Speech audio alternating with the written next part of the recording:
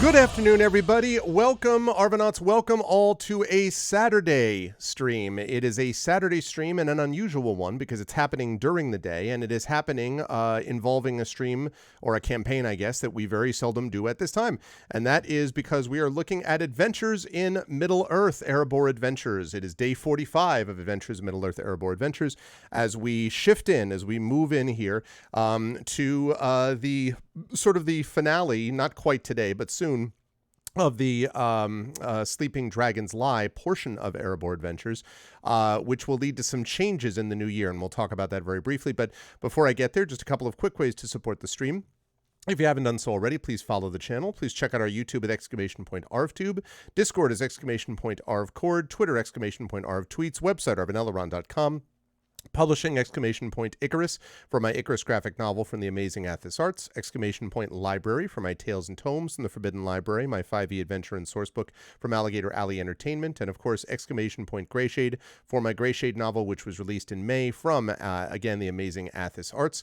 At that link, you can both get that book now, and you can pre-order Renegade. Why do I keep saying exclamation point? You can pre-order Renegade, which is coming out next year, the sequel to Grayshade, and you can pre-order Heretic, which is the sequel coming out in 2 years and is the conclusion of the Grey Assassin trilogy. Also, the tabletop role-playing game by Brandon O'Brien, that'll be out next year. And, of course, the audiobook from one Trent Sparks, who you'll be hearing more from in just a moment. And as always, BLM, Black Lives Matter. I am at exclamation point. You're right, Emily. My whole life is just an exclamation point. BLM, Black Lives Matter. Very important to affirm and assert the significance and importance of Black lives. Help Now, the World Health Organization page on suicide prevention. Important to reach out to others when you need help and to reach out to others when they need help as well. And Ukraine, UKRAINE, to help the people of Ukraine as they fight back against an illegal and illegitimate war with bravery and courage. And this is our way to step up and help them and send a message that we will help others in the same situation in the future. A couple of quick scheduling notes. We've got this going on until right around 5 p.m. Eastern, maybe a minute or two afterwards, but that's it. Then I will be back at 7:30 p.m. Eastern with Eberron, Oracle of War, and it is the conclusion of Season 2 of Eberron, Oracle of War, so I'm very excited for that. That's going to be happening tonight. Tomorrow, we are looking at a one-shot adventure featuring the strange friends from Speculate fame. I don't know exactly what they're playing because I don't know that they know yet exactly what they're playing, but we will know more about that and be able to update you hopefully later tonight or tomorrow morning. On Monday, we'll be off. On Tuesday, we will be back with the second session of Adventures in Middle-earth, which will be wrapping up the Sleeping Dragon's Lie arc. Then I will be over at GogCom's Twitch channel at 4 p.m. Eastern for some more Road Warden. That should be a good time. Then we'll be off Wednesday, Thursday, and then it will be a weekend of Ghost of Tsushima next weekend, plus holiday fun. We will have Friday Ghost of Tsushima, Saturday Ghost of Tsushima, and on Sunday, the special Christmas Day special of my family. So Mrs. Arv and Mini Arv and Little Arv and myself will be playing a game for all of your education and edutainment. That's all going to be good times, so I'm looking forward to that as well. But right now, it is my great pleasure to get us going for this. So I've unmuted myself, and I have apologized to the wonderful people for possibly interrupting whatever their awesome conversation was. And then I have unmuted them. And last but certainly not least, I'm going to head over to reveal to you the incredible crew that waits for you. That's right. They're all here. Do not adjust your television sets. They're all here. And it's my great pleasure to have back the Andwanauts with all of you today. I will start with the person on the top left of your set of squares, and that, of course, is one Mr. Trent Sparks, who is completely awake, totally ready to go, and really, really wants 3,000 and not 5,000 K lights. That's an inside joke that none of you will get. That's all. How you doing, Trent? How's life in the universe with you, other than being tired in the way that we've previously discussed? How you doing, and who are you playing in this first of two campaigns for you today, actually? I'm trying to find something to stab you with, but I don't see, have anything. Because it's not, the universe says no. Spoon. Spoon. Hurts more. Thank you. In words of the late great Alan Rickman. I still miss terribly. Oh, yeah. And was so good in the movie Closet Land with Madeline Stowe. Oh my God. I haven't seen that one, actually. Oh, do not watch it with a woman. There is okay. There is it's Why? just this is kind of a 90s flick, and the whole violence against women. I mean, it's basically they've kind of it's like a government agency that's like kidnapped this lady. She writes children's books, and they're like interrogating her, and it's like they are the only two people in this film, just the two of them, him and Madeline Stowe. There's two other guys who are like surgeons or something, but they're masked and you never see them aside from one scene. But the rest of it is just the two of them in one room, and it is amazing. If you can handle the aspects of it, it is a stunning, stunning film. It's really, really good. But That's just cool. There's your warning about that part. Wait, what's the name of the movie? Closet Land. Closet Land. Yeah, I never heard of that. Cool. It's very good. Chilling, especially for government conspiracy. Anyway, so hi, I'm as he mentioned, I'm Transparks. I'm a voice actor personage who narrates BattleTech and Shadowrun, and I might do something for him. I don't know. Yes, please. And I'm playing Weller. No. Five. No. No, I'm playing Thane Tonybear the Hearthmender, dwarf friend. Is that it? Yes. I don't have a robotic dog with me this time. And I played it for jokes in the Dickens thing that we did, the Christmas Carol. Yep. And now I can't actually remember whether this character has an animal companion or not, because somebody has all of the animal companions, and anyway, so yeah, that's not true. Some people collectively, somebody have animal companions here. That's true. Somebody has most of the animal companions. That's true. Is desperately attempting to build up more to so we have a whole we have a zoo. Damage off of That's her. right. That's right. That's right. Uh-oh. I think Tonybear should be able to have a proper Middle Earth adventuring party if we don't have enough ponies in the group to pass off as an entire circus group. The mines are no place for a pony. What were you saying, people who have not read The Hobbit. By the Tony should be able to summon his ghost bear and have conversations with him before they sort of transition. That's true. That would be just, you need me? Yeah, I do. What do you want? Honey, me too. There, that's the conversation every time. Exactly as Tolkien envisioned it. So we talked about actually. it. Yeah, it's deleted scenes from Rings of Power. There's nothing in there. The plot. That's why they deleted it. Hence my point. They took out the good stuff. See. But anyway, moving right along. It's a pleasure to have Trent with us. It's also a pleasure to have Brad with us. Brad, good to see you. I hope all is well with you in your end of the world. How's life and the universe? Have you been hit by the Midwestern snows that appeared on my area of the world as rain? Have you survived those okay? And who are you playing today? Yeah, we haven't had much snow so far, luckily. A little dusting, one larger one that melted away. So that's been fine. But the household was hit with like the super flu. It was not COVID, but I'm still just sort of recovering from the coughing end of things. It was just horrendous for a couple of weeks. Hence the empty. So that's finally gone. Yay. Yeah. And I'm deep in the throes of finishing up a new sci-fi novel, off to a beta reader editor person, and then trying to recast my fantasy novel. The beginning isn't starting off quite right, so digging into that at the moment. So lots of balls in the air. And today I'm playing Bolo Took, a worldly wise now hobbit treasure hunter who worldly is wise. Off to yes. Bolo the later years, which is like 3 months later or whatever. Like not quite. It's like it's like 8 months after. It's like now I've seen everything. He is definitely matured. Actually, how long has it been since like the in-game age? 84 years. It's been 84 years. Yeah, that meme. No, I have it written down somewhere. It's probably been, I'm guessing, a couple of years, because you've been through about 5 or 6 parts, and I think it was about 4 to 5 months between.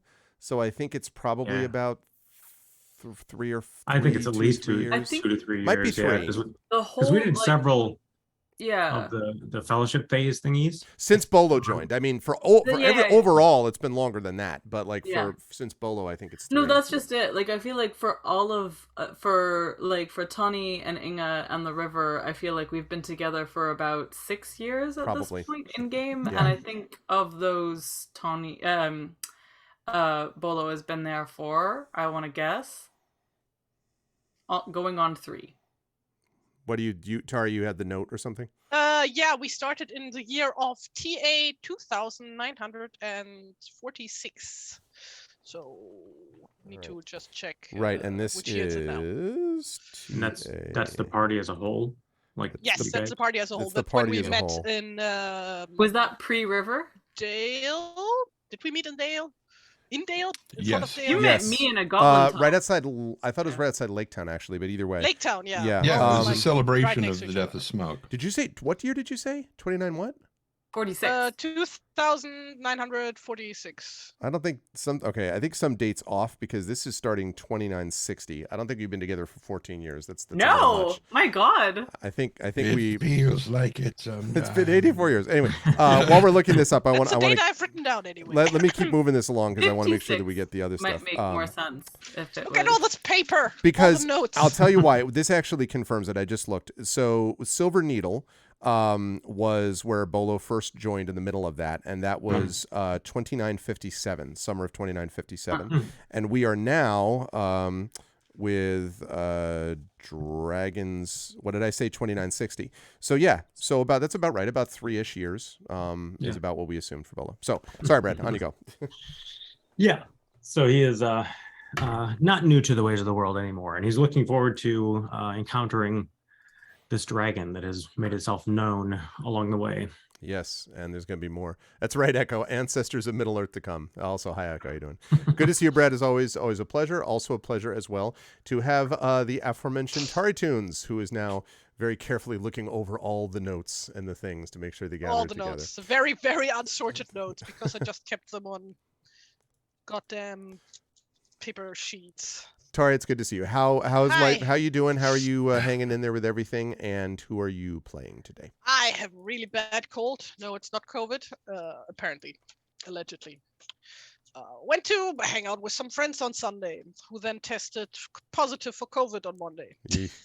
So that wasn't great, but no, Oh, no. the test was negative, and my symptoms don't fit. So either I'm asymptomatic and my test was wrong, or they got their test wrong. I don't know what happened, or how, or whatever. Either way, but yeah. fingers crossed. Yes. Yeah. I probably sound particularly weird because my sinuses are horribly inflamed and hurt, and sniffing and coughing and all that good stuff. Yeah. Aside from that, I'm playing the dwarf. Moving on. The dwarf. I'm playing the dwarf. The dwarf. Wow. The token dwarf in this party. No, I'm playing Thane Inga Homefinder, daughter of Ida, council of King Dine II, mother of dragons, breaker of chains. I was gonna say I was following you, and they're like, "Wait, what now?" Like, destroyer of Nazgul. Like what? First What? of her name. Hello. Dwarf says And what? are you gently hammering your Prince face? of Wales. With the jeweler's, jeweler's hammer. I'm clearing my sinuses in honor of Inga. Oh, okay. Oh, I thought you were going to tell me Wait, this is that's a actually a thing? thing. You're like, oh yeah, we always hammer our sinuses with jeweler's hammer or something like that. Yeah. Yeah, it was like dwarves, tiny yeah. face hammer. It's great. I love the idea that dwarves like exfoliate with hammers or something. Yeah, exactly. Damn. Like, I'm gonna knock those dead cells off. It's all about refreshing. that's a harmful stereotype. Yes, we do that, but not because we are dwarves. Right. We use pumice all the time. Thank you. I was Straight pumice. just about to say that. It was Let's go pumice. Oh man, I love the idea that people in real life pay for the privilege of having their skin ripped off by rocks. Anyway, so it is great to have Tari with us. I'm hoping in the new year, no pressure, but I'm hoping that Tari and I will also be able to get back to some game book stuff because I miss those Yes. sessions with Tari and I would love to do those too. I'm Not in the also really way. looking forward to Yeah, that. yeah. There was a green room joke about something which will never occur. Not a joke. It wasn't a joke. I think you'll find it was a plan, a Yeah. robust plan with a I schedule. actually unironically think it's a great idea to do. Okay, Yeah. that would be fucking hilarious and people would love it. Stay tuned. Just saying. It's probably tuned, everybody. yeah. We will see. I am So, Jason, I'm just thinking about the horror of what that would entail. Anyway, but it is a great pleasure to have Tari with us again, and it is also a pleasure to have, last but certainly not least, of course, Amal Alatar with us. Amal's back. Hi, Amal. Good to see you. I know that you've recently bought a new house and have a dog now, so that's how these things happen. No, I'm just kidding. I know that's not the case, but we have actually been treated, chat, to pictures of it's not her dog, but a dog for whom she's dog sitting, and we were just like, wow, that is amazing and awesome, because it is. So I am his aunt. Yeah, and but he you loves said me. something about, you said that it uses buttons. I have never heard of this. Yes. So there's something called Fluent Pet. Okay. If you Google it, you'll find it. I learned about this from Mary Robinette Kowal, who's been using this with one of her cats, Elsie. And it's basically a bunch of buttons on the floor that you program with a recording of you saying a word or a phrase. And then you train the animal to associate the word or phrase with something. So for instance, if you want the dog to be able to tell you when he wants to go outside, you might fill a button with outside, and then he pushes that button. You take him outside, he starts to associate those things. So instead of whining or barking, he'll just go to the button and use it. And press stuff. the button a bunch. Yeah, this is great. It's actually, it genuinely feels like magic when it happens, and when he actually puts buttons together to tell you something. Like he'll say outside play, or outside ball specifically, and it's really, and there's a separate one for, what is that sound? Okay, that was drums in the deep. Yeah, it was But weird. I think that was my Cannot get HVAC out. starting up. okay. Drums in the deep indeed. But yeah, so then the failure mode of this though is that if you give him a button like all done to say that he's all done with an activity or something, he will start using it to get you to, for instance, stop listening to a podcast, stop playing the piano, Of course. stop doing whatever you're doing upstairs and come pay attention to him and stuff. But it's course. still doing whatever you're doing. is this really amazing thing, and it's like some people are skeptical about it, but like ultimately it is very useful for just being able to hear anywhere in the house. Like the dog wants your attention in a way that is not a needling whine. Yeah. Or, No, that's cool. I had not heard of that before. Yeah, it's That's really, awesome. really cool. I have this image of you doing this with Stone and just being like, okay, bring me this rock when you want to kill an orc, and then bring me another rock when you want to kill another orc. And then, Honestly, like I was thinking of Stone earlier and stuff, just because like this is a dog that I've actually had a hand in training, like training him not to bark at other dogs and stuff like that. And so I've been learning more things about dog training because he's in some ways literally my nephew dog, in the sense that my parents have two of his siblings from the same litter and stuff. So like it's just really, they're beautiful and wonderful dogs, and they're very smart and they're very good. And I was just thinking, just imagining, because since part of the fellowship phase involves teaching the dog one new command and stuff, Right. It really does feel a little bit like that. Like imagining that there was a fellowship phase where you could teach Stone snuggle as a command. Well, maybe Stone could like pluck a note on your harp for certain things. Oh, that's good right there. Did I tell you guys that my cat literally does that? Like No. my cat plays my harp with his teeth. It's not good for him or the harp, but it sure is gonna cute. say. It's very, very funny. And since it's a cat, he's Video playing didn't "You're happen. So Vain." Dun, dun, dun, dun, dun, dun. Anyway, Like in Aristocats. Yeah, Oh, no, yeah, seriously, yeah. right? Oh, Except God. he doesn't play it with his paws. He plays it with his little teeth, and he plucks them. And it's very strange to just imagine being in any other part of your apartment, and then you just hear the ghostly sound of like one harp string plucked, and it's like, cat is at it again. Yep. Anyway, I'm playing a warden called the River. She is a woodsman of Rosgobel, and she has a faithful hound of Mirkwood named Stone. She's also a Thane now. She is Thane River music wielder. I think that is, yeah. Mhm. And yeah, and she's real sad about this dragon situation. So. Yes.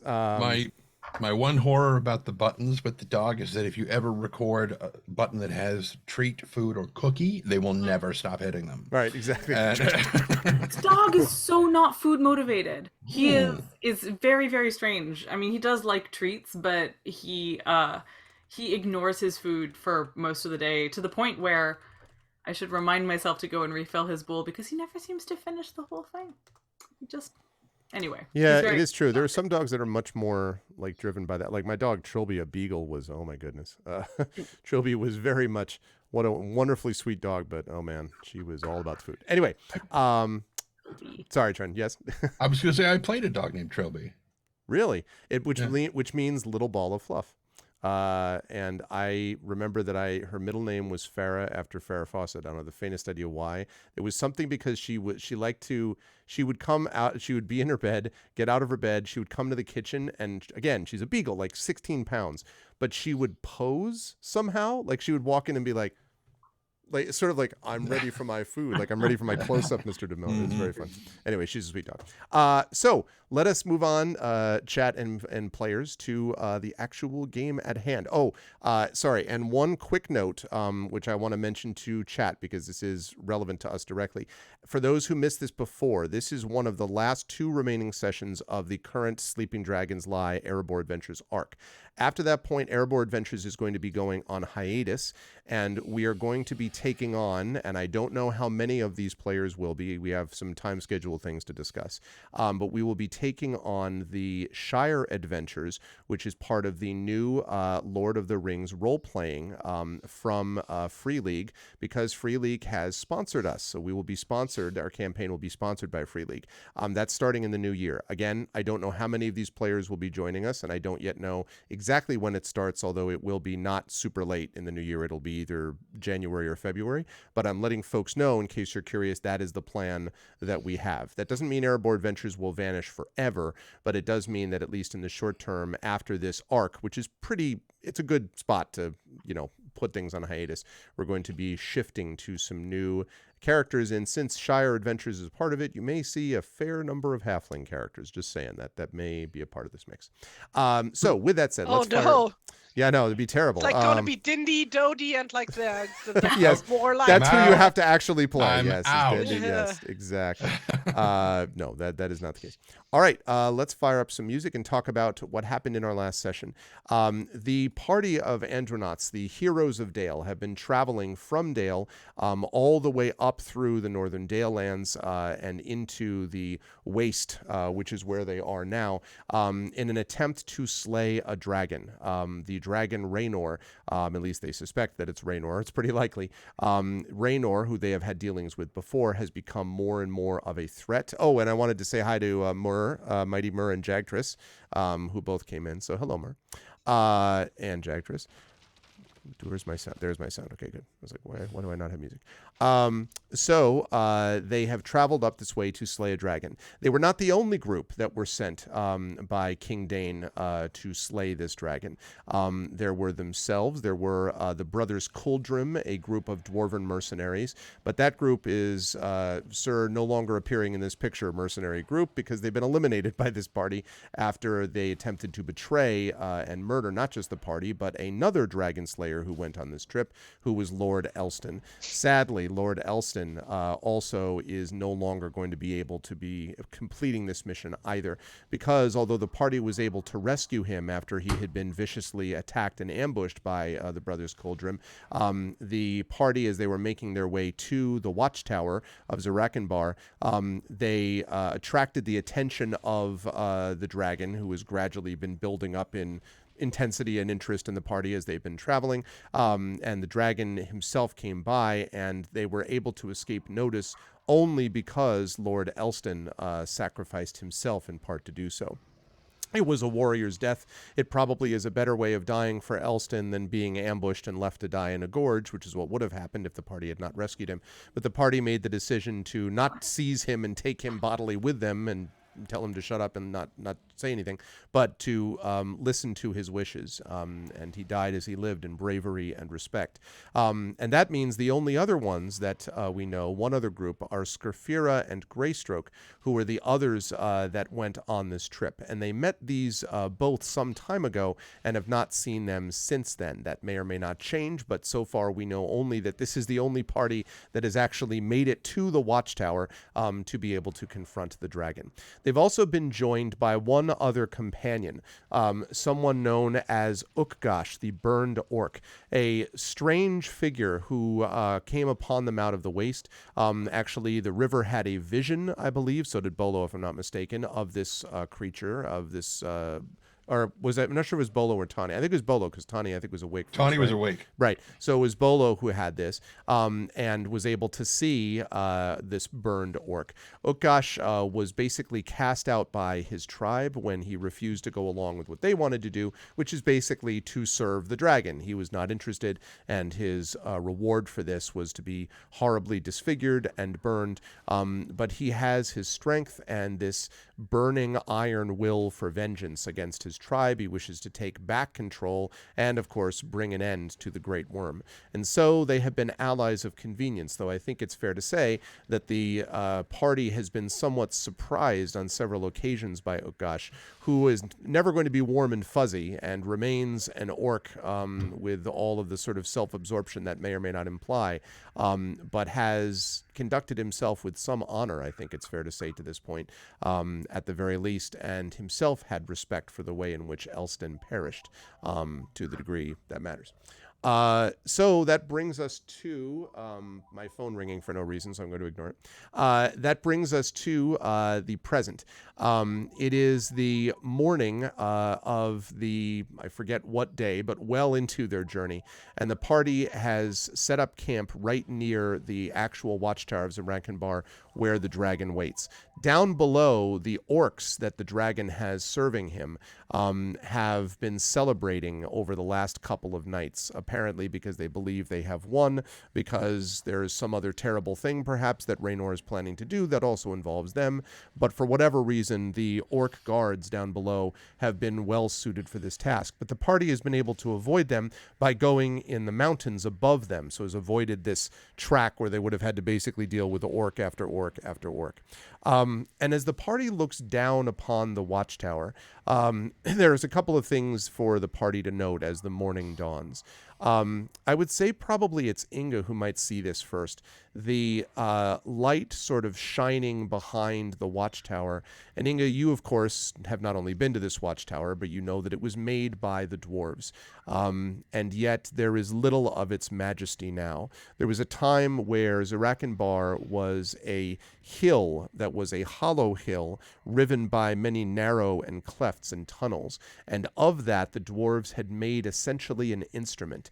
They could open and close doors to create different effects of air and sound and could drive forward invaders. Basically, they made the mountains sing.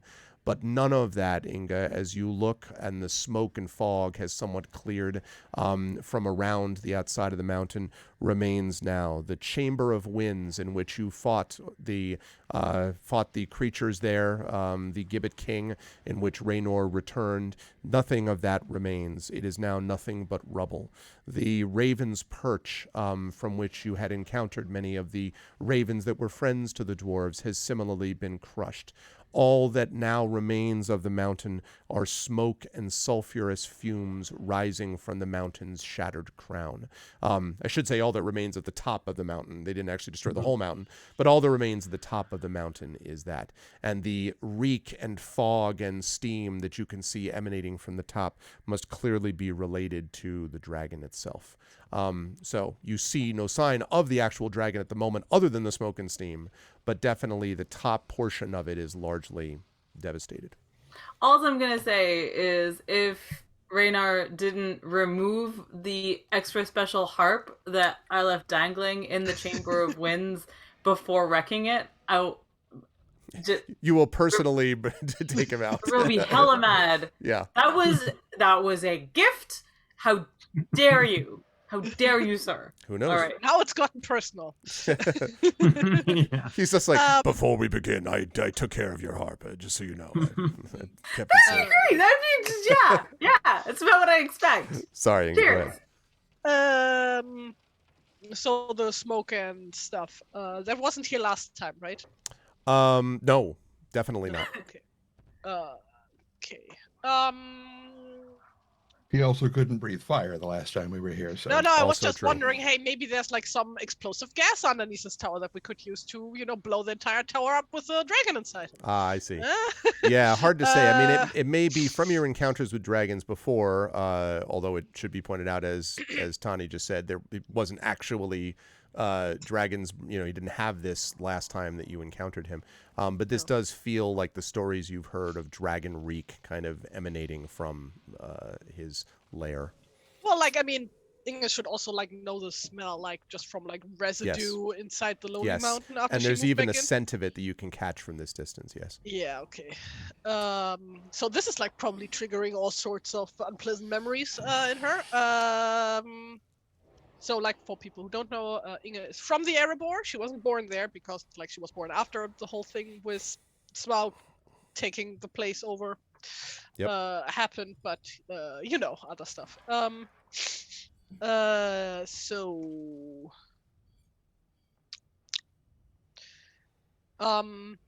So yeah, you're the first to see it. Compared to of the- last time when we were here, because last time I remember we went in through a half-hidden door / tunnel at the bottom of the tower, right? Right. an axe polished thrice. That's right. And that may still be accessible towards the bottom of it, Inga. It looks like it's more the very top of this that has been almost sheared off. But I mean, not clean, but it looks like it's just been destroyed and ravaged. I mean, it could have been that Raynar even decided there was some combat maybe up here before you folks, after you folks rather, that may have destroyed part of it. Wait, so there's probably rubble all around the tower, Yes, right? that is correct. There is no tower. That's right. It's basically there is no tower left. It's just that's right. It's just basically the top of the mountain now. The crown is crumbled in, and the tower itself is gone. I mean, there may I thought be just the top level or something. no, the top of the mountain, but that's most of the tower. I mean, there may be a lower floor of the tower that underneath that is accessible, but yeah. And Is there last any? time- Oh, sorry. Go on. Well, just for clarification, I was last time I think we had a choice between sort of a semi-direct approach, lower approach to get to the watchtower area, and then a higher approach that was more difficult terrain, and we took the higher approach. That is correct. So where are we now in relation to the rubble on the top of the mountain? So you're looking up, and you're maybe an hour's travel, you would say, from the watchtower from here. So Okay. you are definitely, I don't want to say above it because it's a mountain, but you are almost level with it, I would say, from the crushed part of it, basically. Like on a nearby mountain? That's right. So that you could actually, now you obviously would have to go down to go back up, because you'd have to sink down the hill that you're on and then climb back up the other side. You can't, obviously you can't jump it. It's not a. You mean we can't close- jump? It's not a Watch close us. gap. I don't know. How you feeling about your half a mile jumps? But I anyway, feel like we There's should no be such thing able as to feather pick fall. up, Yeah. pick up double jump ability. yeah, You know, yeah, exactly. Or get a hang glider like Link. I Yeah. mean, listen, if you want to manufacture hang gliders and try to glide right in, I'm happy to see you do it. Although, not sure how you do that with the material you have. Maybe you can use Elston's shield, right? It's pretty big. Yeah. Use that. Too soon, I know. Too soon. Can't the bird carry us all? Isn't it that big? Right. Yeah, sure. I love that this raven continues to get larger every time. As the raven is the size of a dragon. Frankie on one side and the One each clockwork rat on the talon, other. Right. And this is what happens. Tawny. Brrr, like, exactly, like yeah. off the ground. So, anyway. I'll just turn into a bear. It'll be fine. No.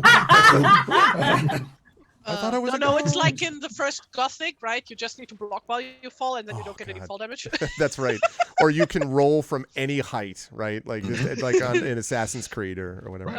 I don't know Exactly. if Yeah. any of you have seen yesterday's XKCD, but it's an interactive comic that sort of explains gravity by having you bounce around planets and Oh, wow.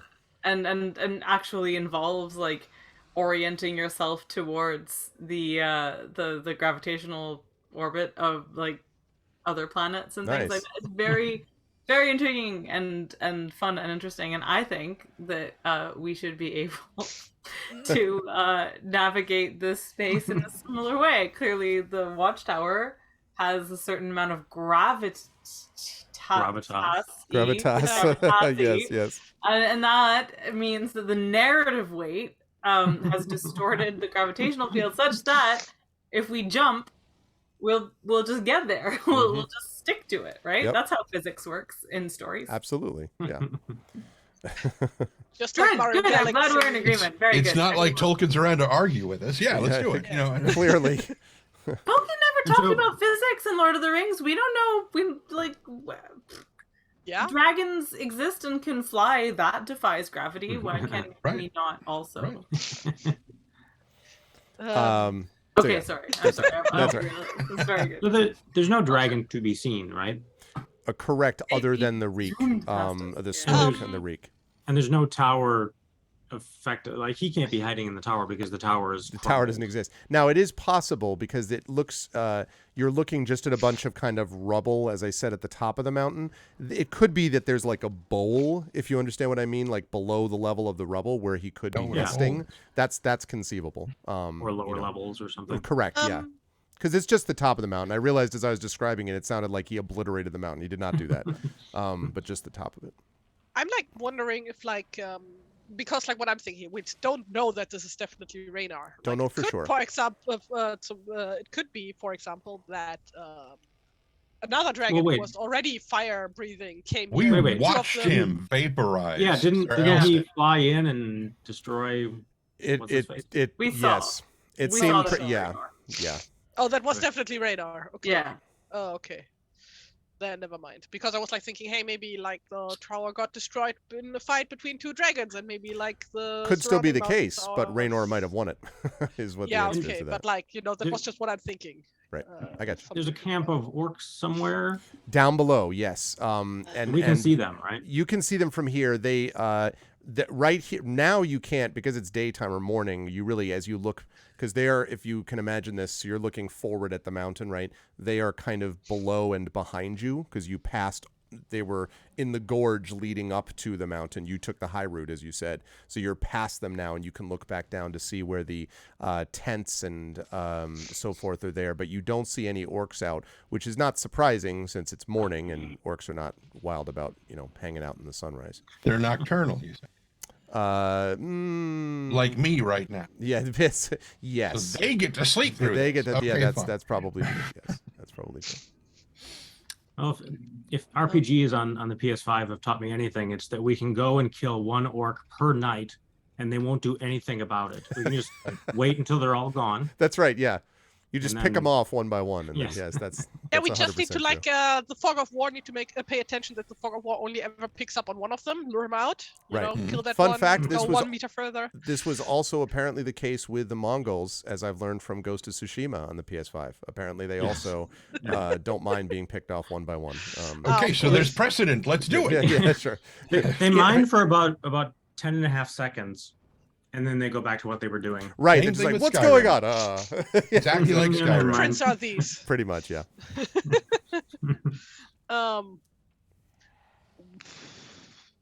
Well, could we send our trusty Raven to gather some intel? Yes, Or we are we could. The trying to question gain is, intel? how safe does it look to send out a Right. raven here? No. Because like, Oh, the Probably raven, not. not the wren. no. So before we start, I mean, okay, so we are about an hour's journey away from the watchtower. You would guess. Now that is to the bottom of the bottom of the mountain with the watchtower in it. So, Right. yeah. Unless we jump. And the things that have been obliterated about the watchtower that we can see from here and stuff, does that include, for instance, the secret entrance that we used the last time? Can't tell that because that's lower down than this, Right. so that may still be there. It may also have been covered over by a boulder from the top. You don't know. No, there have been so few times where we've had a chance to use the ghost bear. I'm really tempted to just wait for evening and have the ghost bear go and recon everything for us. The longer Yes, we but wait, what do we do in the meantime? the longer that we wait, the more shadow corruption checks we have to make. That's right. We haven't talked about that corruption check, which is going to happen shortly. And Roll also obviously the more chance the dragon has to find us. So I think it makes sense to try and get ourselves into cover as quickly as possible. But also, we haven't really talked about how we're going to kill this dragon. Like, Stake of holly through the heart. Bilbo himself did not think about this. Like the dwarves did not consider this, as Bilbo was inclined to point out. Like it's like, you know, it's the same discussion. Yes, I mean, so their blame the dwarves. objective was not really to kill the dragon. Their objective was to steal treasure from the dragon, sort of, which is why they got a burglar in the first place. They were real vague about it, though. Thorin was kind of like, I want my kingdom back. It's like, well, Sure. How do you do that without, you know? But we are explicitly on a mission to kill the dragon. And I don't know, I think there might be some... we just saw Lord Elston murdered. It might be a moment to discuss amongst each other how exactly. Well, does I'm sorry, who is our orc friend? Oh gosh. Oshkosh Bagosh. Does Oshkosh have any ideas? I'm going to ask him straight up. Do you know anything of the dragon personally? Do you know any weaknesses we might exploit?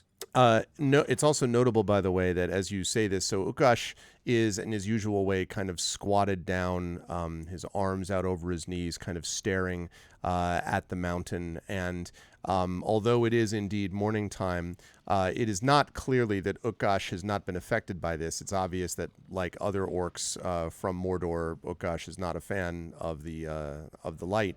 But rather that his will, I mentioned that from his appearance and from the way he is, he must constantly be in pain, but his will basically keeps him going through it. So I just wanted to point that out to begin with. So he's looking out there, and as you say to him, Bolo, like, you know, well, what would you do? Ukash kind of, you know, looks over his shoulder. Where's my picture of Ukash? Right there. There we go. Looks over his shoulder at you and says... There are many ways to destroy a worm. Some of them involve distraction or sacrifice. But one must take him by fighting from different angles. Attack all in one way, and he will eat all of you whole. If you can distract him, then others can attack. And he has that sort of weird looking, almost half grin, Bolo, from his face, kind of just as he turns back. Hi, Big Boss. So, Force feed him ice cubes. I think we should get close to the tower and at least see if there's anything left of it, and perhaps if Raynar is hiding in there. We need more information before we can do anything. Yes. And if you wait long, it is possible that what my people were celebrating yesterday will become more obvious. They were triumphing. I do not know why, but I do not like it, nor the stink of it in my lungs. He kind of spits on the ground, and you get the impression, because he was looking at the mountain, he's kind of looking half back at his own people, where there were, as I mentioned the night before, bonfires and, you know, all that kind of stuff. And so he says, we should perhaps send people down, or all of us, to see what may be done. We can do nothing here. Are the others of you awake? So far, Bolo and Inga are the only ones who have told me they're awake officially. Oh no, I've been up for the last 6 hours, and okay. Yes. No, River is very much awake and just kind of she's kind of like sitting in a squat as well and looking out over the terrain ahead of them, and very quiet and kind of grim and brooding looking, as she thinks about Lord Elston and just like the sighting of the dragon and everything.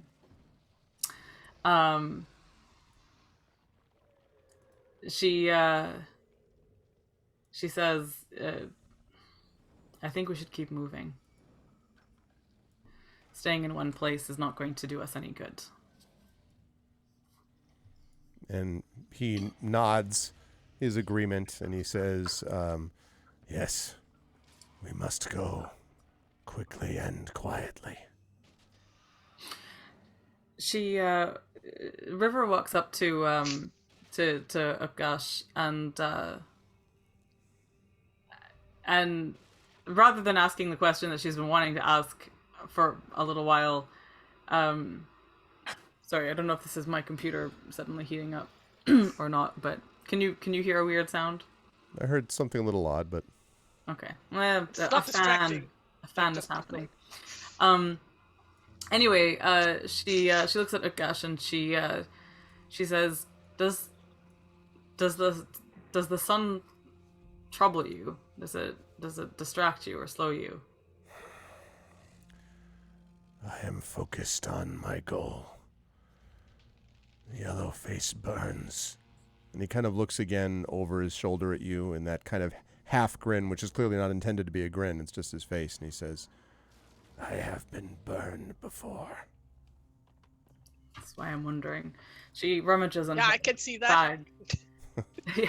She rummages around in her bag and she pulls out a wooden mask that she has. I've forgotten where this wooden mask came from. Oh, so have I, you know actually. what? I think it might have been from Drew a Carey. festival. No. From what? Drew From Carey. Nothing. The No, mask not movie. no. There you go. No. My God, no. Anyway, Just imagining like her getting out one of those rectangle masks. It's like Smoking. obscenely long noses. Yeah. Did you say Drew Carey, though? Thank you. you I did was say like, Drew wait a Carey. minute. I just was like, what? Like Drew Hey. Carey in the mask. I'm like, I don't Thank you, Echo. Yeah. Jim Carrey. Wow. Practically the same person. Yes, no, sure. I mean, Many clearly. resonances here. Yes. Anyway, yeah. Oh, the sun Drew is Carey. peeking through the bank of clouds. You were asking about apocalyptic snow. We got over 12 inches, and that's over 33 centimeters for those of you in metric. And Which it was should a be whole lot of everybody. snow. Yeah, agreed. But anyway, the sun is just barely breaking through in a line, and it's very beautiful there. Anyway, Very nice. in game. No, she has this wooden mask, and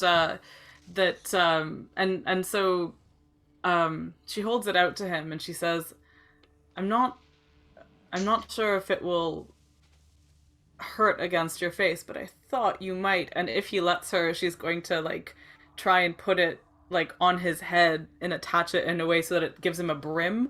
So he kind of like, first of all, kind of, he stands, kind of uncoils and takes a step back. And then he says, my face frightens you then. That No. You would see it covered. I'm not saying to cover your face, she says. She holds it out and she's like, I want to give you a brim to keep the sun off your eyes. And he kind of, his jaw works a little bit, and he sort of holds out his hand for the mask. And she hands it over. And he kind of takes it. Where did you take this from? One called River. Did you cut it from the face of an enemy? No, it was part of a revel. I think it was. God, I'm trying to remember. I really think it was a festival. What? But was it? Oh, does anyone else remember? I really barely I remember this. No I fucking just- clue where you got the mask from. I literally have it in my inventory, and I just cannot remember why. But I'm gonna assume it was the. Didn't I'm we making this each up. make a mask for something? I think it was there was that festival that we were like. Back I in think she Dale, went- are you talking about? Yeah. There was a festival Wasn't that was. that like literally in game 5 years ago or something? It Something. might have been. No, not that long, but I okay. I may remember now a little bit more. Okay, so fine. That makes sense though. So he kind of glances at it and he says,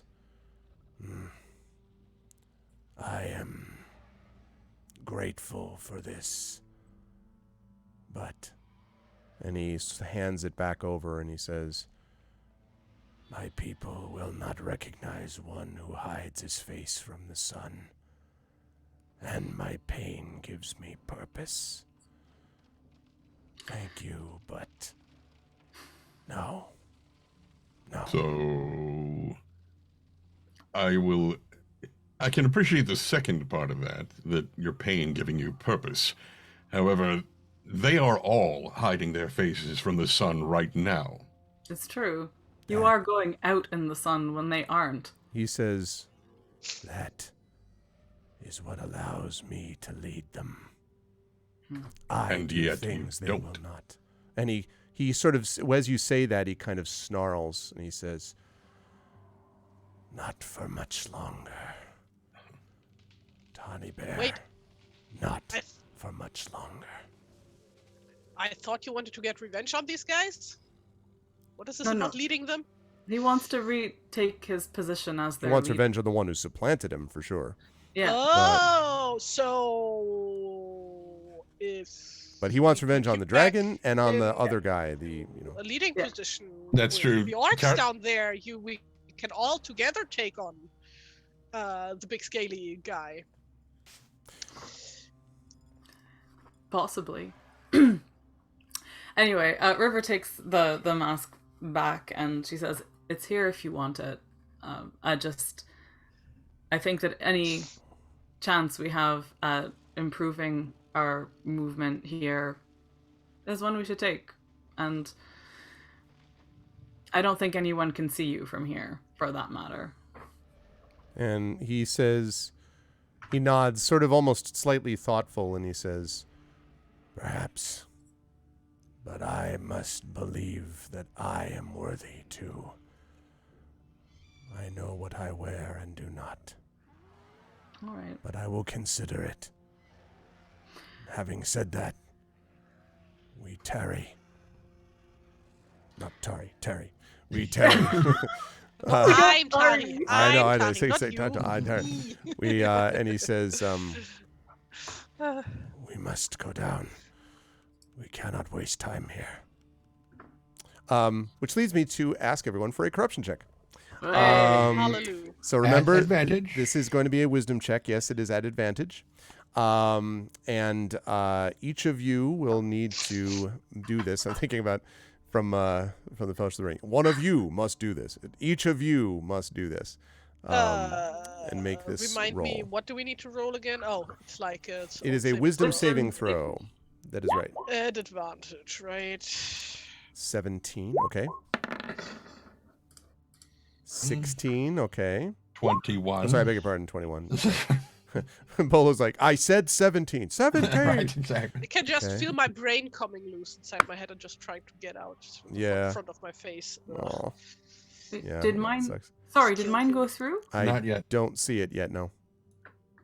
That's weird. Let me try this again. Did I roll the... Did I roll the wrong No, I don't think so. I was going to say, are you in I the rolling right it? game? Secretly playing in another Lord of the Rings game. Can't wait. Except for the fact that it says the river down there, so I mean, Yeah, she's yeah. definitely in the game. Unless it's not her. Both rolling very similarly. Like I said. Okay, Hey! good stuff. And one more must be One made more for for the dog. I have not yet subjected Freaky to this, although I've considered it, but I have not Oh, yet. you can do Probably that, but has I a need to... higher wisdom than Stone does. multiple reasons, actually. I need to look up his stats. It's fine. No, He I'm not floats actually above gonna. the I'm not corruption. subjecting it to you right Yeah. now, Tari. Anyway, He floats It's- above the corruption. That's I what was going to say, it's not like he's touched the ground. That's It's like basically Exactly. the angels who are like, our toes have never touched, earthly soil. We have not Yeah. corrupted it. Whew. 18. But like So- for future reference, it is just the regular Raven from the monster manual, right? okay. I believe that's right. Yeah, that's correct. Okay. Because I have the stats here now, so. So, okay, everyone makes that check. Okay, but you can feel, of course, the weight of all of that, not just the land, but the proximity to the mountain itself. And are you, with all that said, are you then heading down in the direction of it? There's basically one or two paths is a little ambitious, but there are at least areas that don't look like they're going to collapse completely that lead generally in the direction of the mountain, and they kind of weave back and forth. So choosing one over the other probably doesn't matter that much.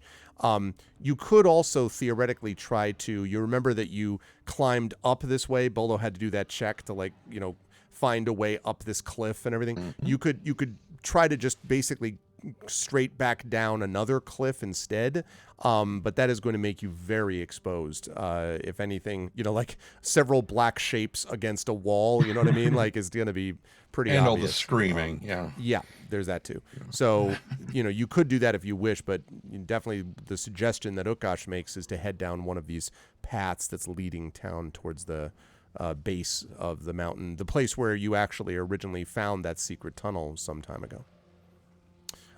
So, assuming everyone's okay with Yes. that, then we will do that. And you travel down for probably about, I would say, 45 minutes. The day, such as it is, the morning light is basically gray and dull again, now that you've, sunk down below. And as you get closer, not only does the kind of stink of the dragon, the reek kind of rise, but also the feeling of just, I guess, again, I would put it as pressure, this sense of just kind of this ominous presence, this dread almost kind of weighs on all of you as you continue down the path.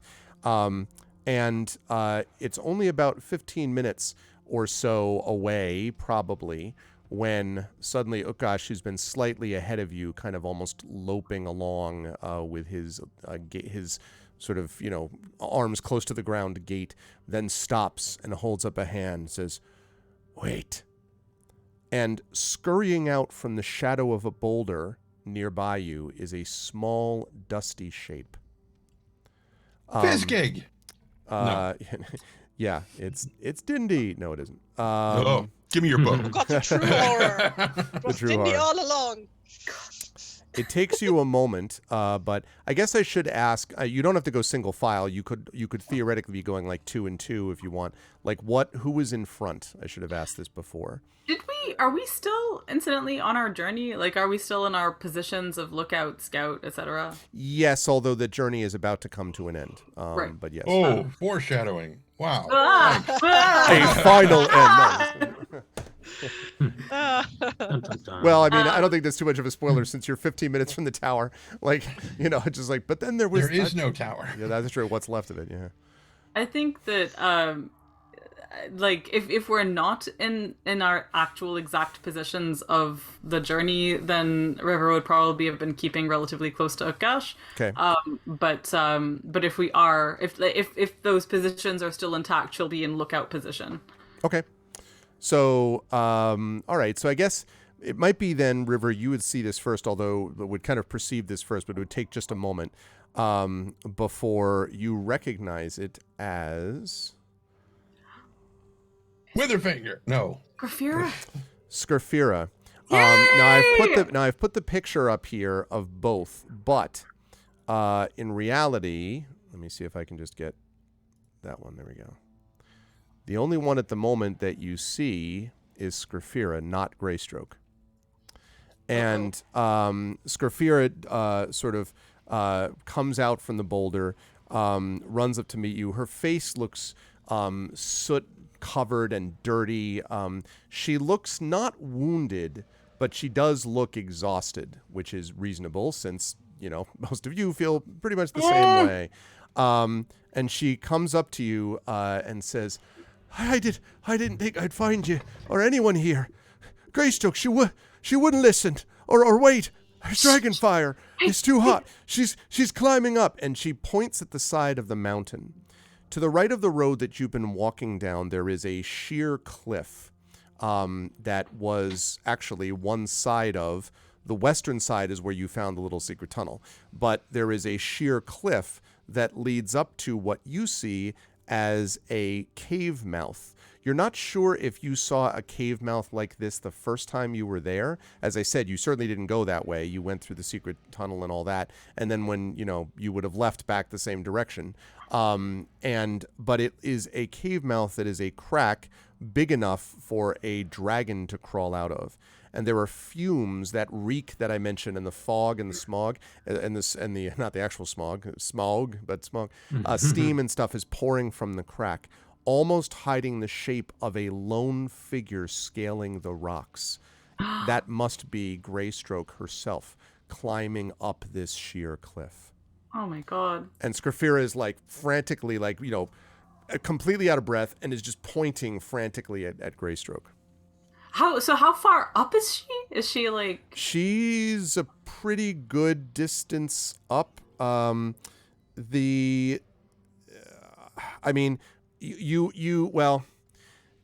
so right of the road, sheer cliff that leads up, and probably the cliff has got to be, I don't know, 100 feet high. It's a very tall cliff. She's probably about maybe 40 feet up it, 30 or 40 feet up it, climbing. And you can see just from, because you're not that far from it, you can see that she's kind of stopping and then seems to be doing something. She might be hammering in, pitons into the side of the cliff or something, and then grabbing on as she pulls up. She's got her giant spear strapped to her back and everything. Yeah, she does. Oh my god, the shoulders on this woman must be amazing. Anyway. Okash sort of looks up and, the fool, she will be destroyed, and bring the dragon down before we are ready. And Scriphira says, you got to, and then she sort of for the first time what? And sees Okash and kind of almost does this triple take, and Okash of course is paying no attention, but is kind of yeah, she cannot stay there. River will when Scriphira first appears, the River will be Scriphira, and just actually as she's running forward, actually sort of try to enfold her in a hug of just oh my god, just astonished and stuff while she's saying all of this stuff. Mm-hmm. When she is looking at Okash, she'll put her down. And say, this is Okash. Okash, this is Scriphira. We all have the same purpose. We're all on the same team, and we all want to end this threat. But what? Okay, Scriphira, take a deep breath. Why is she doing this? She couldn't wait. She said the dragon. We heard rumors that attack the dragon soon, but it's going to. She's going to, and Okash says, the smoke is increasing. The dragon hears. And you can see indeed that the smoke is pouring out of that crack. Something is happening fast. So she's so Scriphira is babbling about rumors and attack, and Greystoke wouldn't listen and is waving frantically at the wall. So let's all break for lunch. Yes. And that's where we know. Is there, where in the place that we are, is there a way to duck for cover at this point? You might be able to find little cracks on the side of the not passageway, but the sort of path that you've led down. There is sort of loose rubble all the way down around here. There are boulders and things like that, which were obviously dislodged from Raynar's residence, the dragon's residence there. So yeah, there might be. But at the moment, the path is down below and the cliff is up there. So, usually how it works. Yeah. And she's scaling the cliff. We are 40 feet below her. And a little bit of a distance too. You're not right on top of her either. So there's nothing we can do to actually stop her or help her. I mean, or you'd have get to her run attention. full blast and hope that the dragon doesn't notice. But How close is she to the cave entrance that we can see? cave entrance is probably about 80 feet up this 100-foot cliff, and so she's, what did I say, 40 feet Halfway. up? So she's Yeah. about She's about halfway. halfway. Yeah. And she's Um, going, like, not painfully slow, but slow. Also, it strikes you that if anyone is looking towards the cliff, now, it's not easy to see the cliff unless you're in this pathway, but she's very visible, obviously. Like, once pointed out, like, she's very visible here. And there's a massive plume of smoke that comes out, and you hear this, like, coming from somewhere near the cliff. Can we, before continuing, there were a number of facts that we learned about the dragon early on from a thing, and I had them written down on a sheet, which is in a different home than where I presently am. Could we possibly get a refresher on them? One of them I know is that dragons respond to flattery, and that Raynor in particular is no exception to this. There were other things. I just want to remember what they were that we might have in mind. Yes. Let me see. I think I'm trying to see if I can find. That's Raynor calling, saying, Yeah, I know. "Hey, What the hell these people are doing. So I remember actually giving some of this info. I'm trying to find out where I actually put all of the specific things that were revealed and not revealed. So part of it certainly was. Oh yes, I found. So yes, they delight in flattery. They are very keen. Their senses are very keen, but they can be confused theoretically by unfamiliar smells. That's right. They can sometimes confuse victims with spells and foul vapors. And of course, something which Bolo knows from direct instruction, which is that you have always been told to believe that dragons are softer, particularly in the underbelly. There are occasionally places that dragon scales do not always reach. And Bolo has been told that, of course, directly by a certain famous hobbit. who would have no Wait, clue about anything." wait about that. Isn't like that in general a thing though? Like wasn't like the whole thing about Smog? Oh yeah, like his belly is just protected because it's like encrusted in the jewels that he's like sleeping on. That's true. That's true. Although, but he mentions both diamonds and gems and scales. But that is true that the underbelly is always a little bit softer. It is important to remember, of course, that the older the dragon, the more armored that it tends to be. Also, Raynor may not be. I mean, again, as we talked about, you may be dealing with a different kind of Raynor than you did the first time, anyway. Based on he's got an upgrade. Yeah, exactly. he's Raynor oh no, 2.0. he multi-classed. Right. He multi-classed. Yes.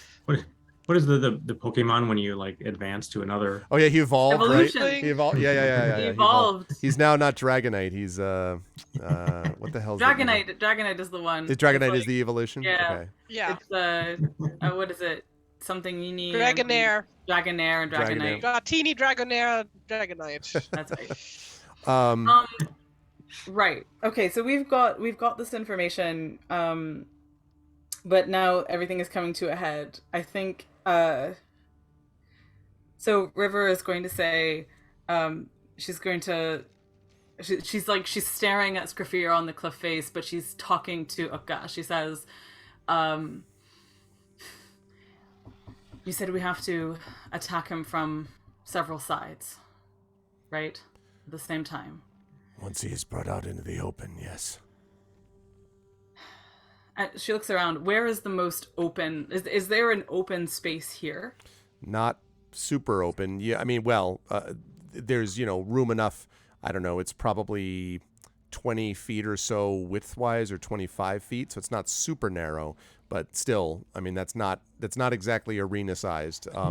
There may be a more open area paradoxically closer to the mountain because it seems to open up a little bit. So there may be there. You'll be dealing with rubble, and of course you'll be right on top of the dragon's home. But that might be a better broken top of the mountain. Exactly, possibility. Right.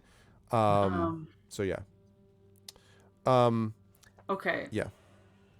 Well, I don't know. I don't want to commandeer this conversation. What is everyone else doing? I am fomenting the beginnings of a plan, but And I am going to tell the party that you got to move quick on this, Yeah. because the situation. Yeah, she's climbing as we're speaking. I mean, Donnie's not speaking it out loud, but internally he's thinking, okay, so we send Frankie up there to start pecking at her hands and knock her off the cliff. No, that's a terrible idea. And then he'll look over at one of the bows, like, we can shoot her in the hand. No, it's still a terrible idea. What part involves her not falling to her death? Yeah. It's just Hey, well, we just whip off our cloaks and hold them out like a sort of. we call the like- local fire brigade, and But we shoot enough arrows that she can walk down Frankie, from the cliff. Frankie has rudimentary speech, right? Yeah, he can talk. So Greystruck doesn't know we're here and that she has extra allies. Could we send Frankie to warn her and to not do what she's doing? We could do that. The problem is, though, Freaky might get spotted and thus give away her position. I mean, I think she's more likely to be spotted. Yeah, he's much than smaller he than she is. is. Yeah. Yeah, she's extremely exposed, and she is big and like big human sized. He is. suddenly a puff of flame emerges from the crack, and you see suddenly an enormous face emerge. It is the face of a dragon, and it peers down. I know, right? It's the face of Santa Claus. No, it's the face of a dragon, and peers down the wall, and sees Greystroke, and lifts his head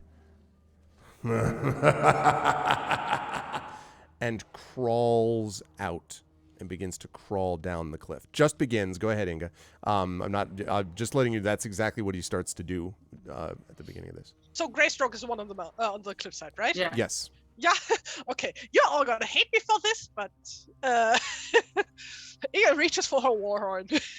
Unless anybody wants to stop her, she's gonna blow her warhorn. No, so to, actually, divert the okay, so attention. she totally, if she pulls it out, Yeah.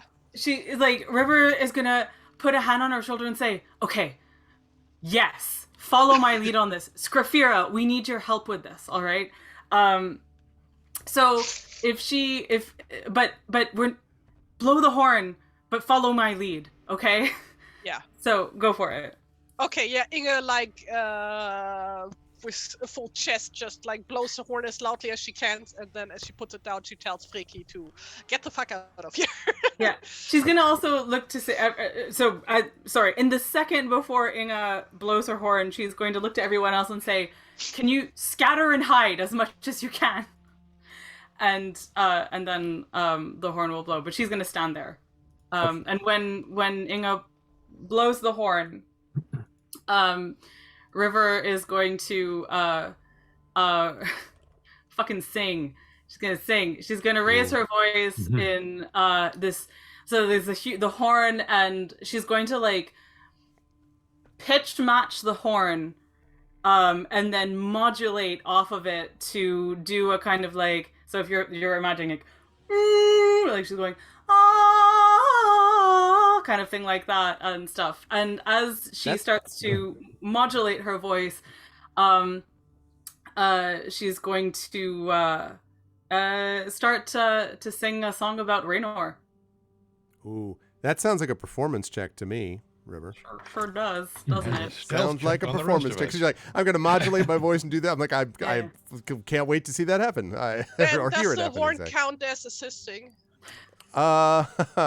It's an accompanying instrument. It's an accompanying instrument, but I think the challenge here is for the river, not the horn. I think that the river has to be able to auto-tune the fight. Raynor! If anyone wants to inspire the river, that's true, chat. You could inspire. There are those awesome. inspirations. You definitely have those things available to you. I love Who the has image of those this. things Inspire. available to them? What? Oh, that's a good question. Let's find out, shall we? If we go. What did you say, Tally? Oh, I just said keep inspire Oh, in direction of the chat. Here's what we've got. Well, we have Amal, but Amal cannot inspire herself. We have Dragon Spirit. I don't think it's here. Effect Life is here. We have got we've got Tren, of course, does have this as well. I don't think Wispy Song and Waymond Wolf. Yeah, well, but you did that though, Echo, didn't you? He did add it, but then didn't it get removed again because you used it? If you still have one, then channel point inspirations are used up for December. Oh, you didn't? Okay, well then, Echo, if you want to inspire, you have one. All right, well then that's fine. Well, because I think we may have. I thought we tried to add it, but then removed it again. Okay, that's fine. So then you can do that if you want to, Echo. You could definitely inspire the river if you wish to do so, and it would be, I'm sure, cheerfully welcomed. Yes, it very much would. Oh, you're going to save yours. Yeah, because he's worried about future things. Fair Okay, enough. so then, so that leads us to... are there no prisons? I will inspire the river. Are there no inspirations? Thank you. Thank you, Tawny. All right, so here we go. So, No, performance. I reloaded it, Effect, so you're good. Tren is inspired river. Effect Life, you do have one. And Triffid, I don't remember. I think we've used the channel point inspirations for December, I believe, but I'm not 100% sure. I still need to work on talking to Shadowed about making it a little more intuitive, because it still isn't intuitive for me, I don't believe. Anyway, Tren is inspired river this time, which is allowed and permitted by the rules. Roll a and so on. natural 20 for me, please. So Khair inshallah. Okay, here we go. Performance. you can do it. Fuck it up. Wow. Well, that's a 23. That second one was sitting on 3 too for a while. I was just like, okay. So Thank you, Tren. So yeah, as you got him. So as you start to do this, yes, this blast sounds across the valley, and Utgash himself sort of like, kind of like almost flinches and then looks back and kind of draws himself up as if his just like his expression enraged, and then he kind of looks back over and all of this happens simultaneously. The Raynor is crawling like a snake, or like, I guess a lizard might be a better Like description. a lizard, yeah. A massive lizard down the sheer face of the cliff. And as Raynor gets close, she pokes up basically with her spear. So she's hanging on with one hand, and then she thrusts up with her left hand towards the creature. But as your horn blast goes off, the dragon, whose mouth was opening, his head snaps over. And so as a result, she strikes his shoulder. You get the impression he was going to basically just wither her in flame or something similar, but instead strikes Raynor's shoulder, and he roars in pain so loudly the mountain literally shakes, and Greystroke loses her grip. She's barely holding on and kind of slides halfway down. You hear a yell of pain. Maybe she did something to her shoulder. And then the creature, sort of Raynor's eyes see you, and its eyes blaze. And then it looks back towards Greystroke. And there is a moment where everything is sort of in suspended animation. And then it swipes one massive claw and sweeps her off the wall as if he were discarding a spider from the side of a building that he was walking past as a person, and then continues to do this. And you see her falling. Skrafira screams, and Utgash kind of snarls angrily. But the spear, you can see her spear, Greystroke's spear, in the dragon's shoulder. And in anger and sort of like just shaking, it basically leaps off the cliff, like lands on the ground. I need everyone, first of all, to make dexterity saving throws to keep from falling when the earthquake of the dragon hitting. You don't know what happened, by the way, with all of that. You lost sight of Greystroke, so you don't know what happened to Greystroke here. But yeah, that's a better way to put it. Saves, Terrific, right? thank you. Oh no! That would be a dex save. Natural Yes. one. Yeah, Is it dex saving throw? saving throw, not a check. Yeah. Comment, I'm using it just a sec. Yep, I know. And a 19. Okay. Let's see. Make one for Stone for me too, please, River. Frankie obviously doesn't have to worry about this. Well, did Frankie fly away by now? Right, exactly, because Frankie's airborne, so no problem with earthquakes. Well, usually, like as I said last time, like when he's not flying around, he tends to like sit on her. Right, but wouldn't be knocked water off backpack? either way though, Inga, because could Yeah. like, leap off or whatever and fly away. Okay. I had to do that as a check because obviously Right. What are we looking at? Is that a 13. 13? Okay.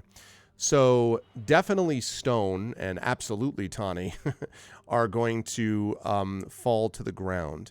Tawny, Stone is going to take 2 points of damage hitting the ground. Tawny, you are going to take 3. The bigger concern, or the bigger individual concern, is the fact that you are now prone as this begins.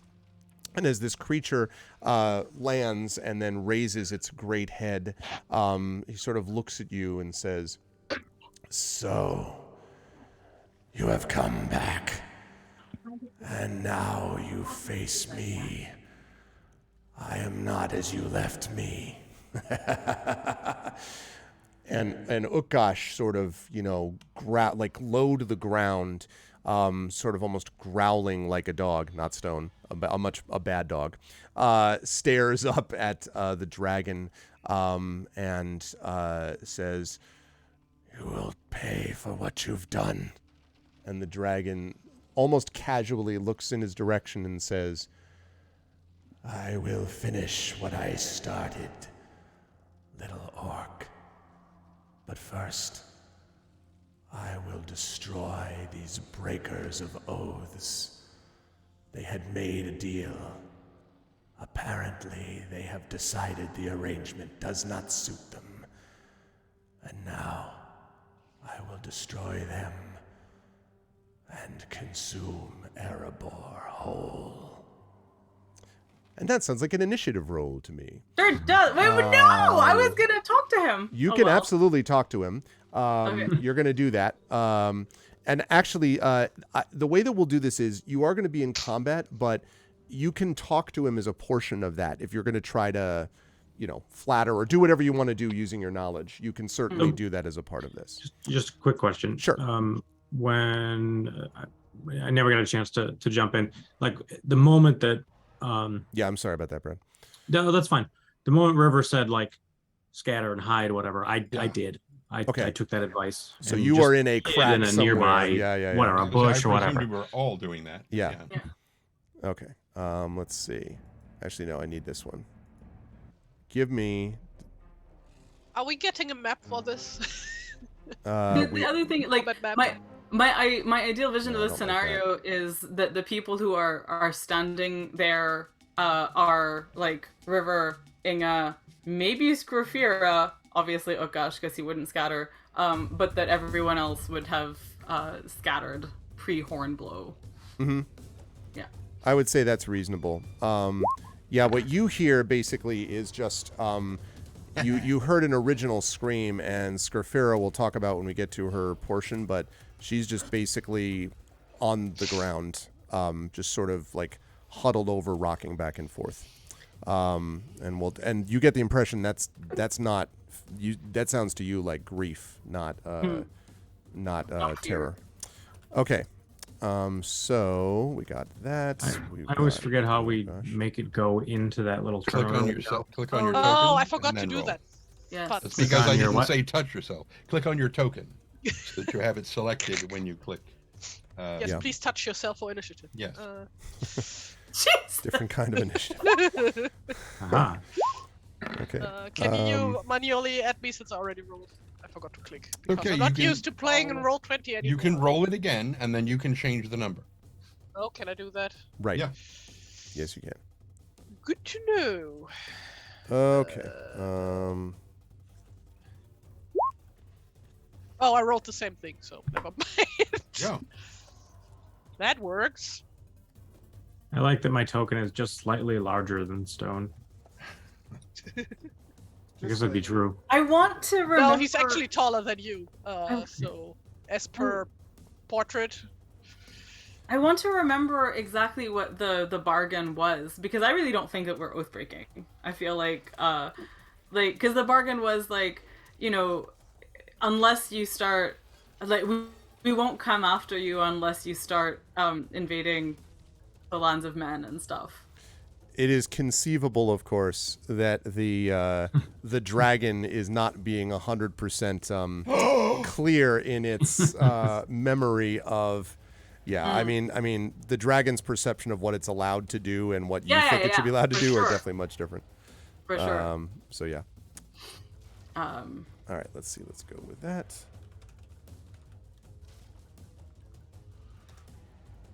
All right.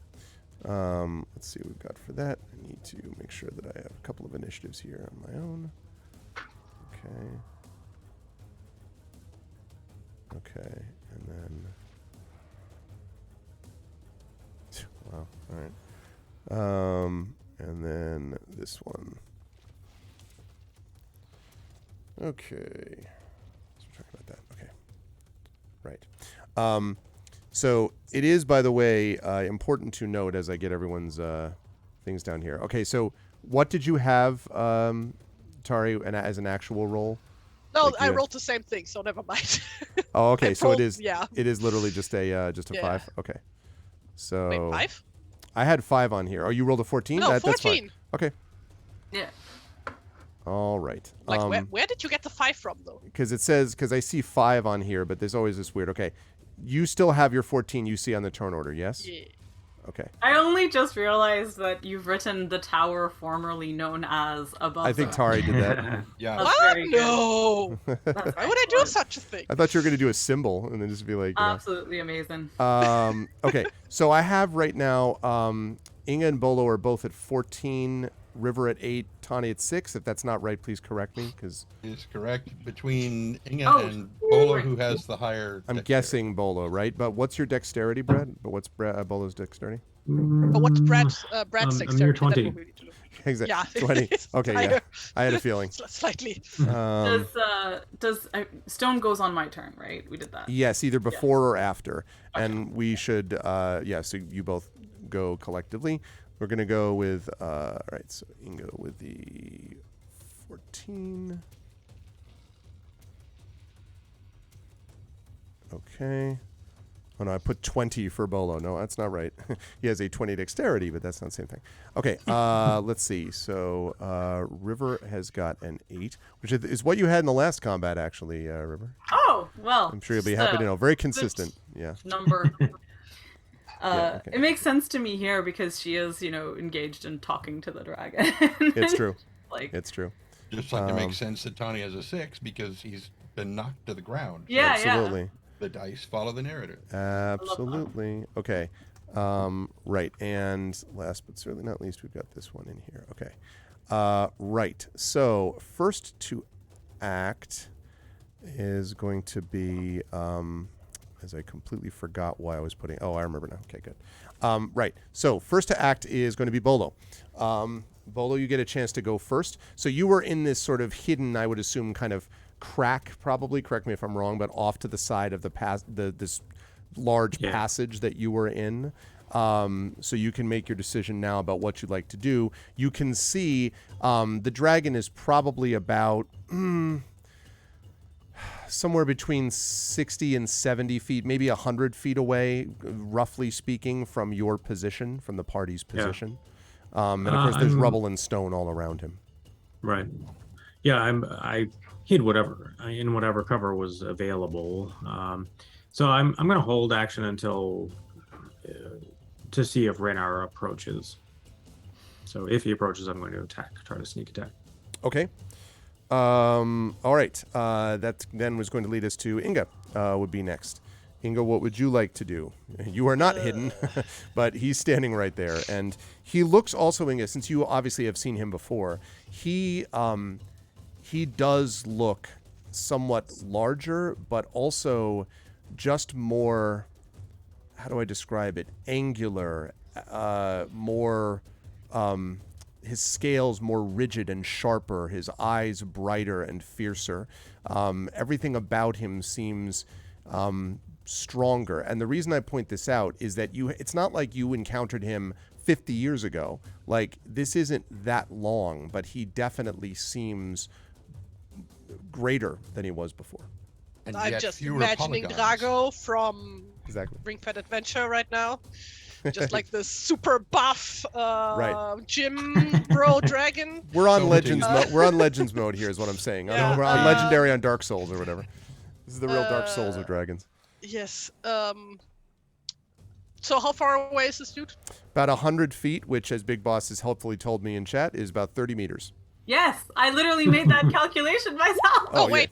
Ignore that. I didn't mean to roll. All I right, meant to you get fire my- for no. Just No! kidding. Just kidding. I meant to get the stats on like how far the reach is. A reach of 80 to 320. Okay, never mind. Yeah, I Wait, think is No. that- In that is that case, did 80 Freaky to- get away? I'm sorry. Say that again. I didn't. Did Freaky get away? Yes, Freaky is Okay. currently up in the air. Although where Freaky ends up, we'll talk about. But you tell me. Actually, I mean, because Freaky was heading towards Greystroke, but then like literally all that happened. So Freaky's Was he? just No, Freaky, he wasn't. You just wanted Freaky to fly up in the air. I didn't. No, think you were... I told him to get the fuck out of here. Okay, see, I thought that was a metaphor. All right, so you're literally just No. telling him get the. All right, well then Yeah. he did that, and he is Okay. GTFO'd gone. Okay, good. So. Right. Okay. In that case, Inga would try to keep the like I'm assuming blowing the horn is an action, probably. Or is it a magic action? Yes, it would be blowing an action to be able to Okay, do good. anything. In that case, she would like run and keep blowing the horn, just like keep the eyes on her.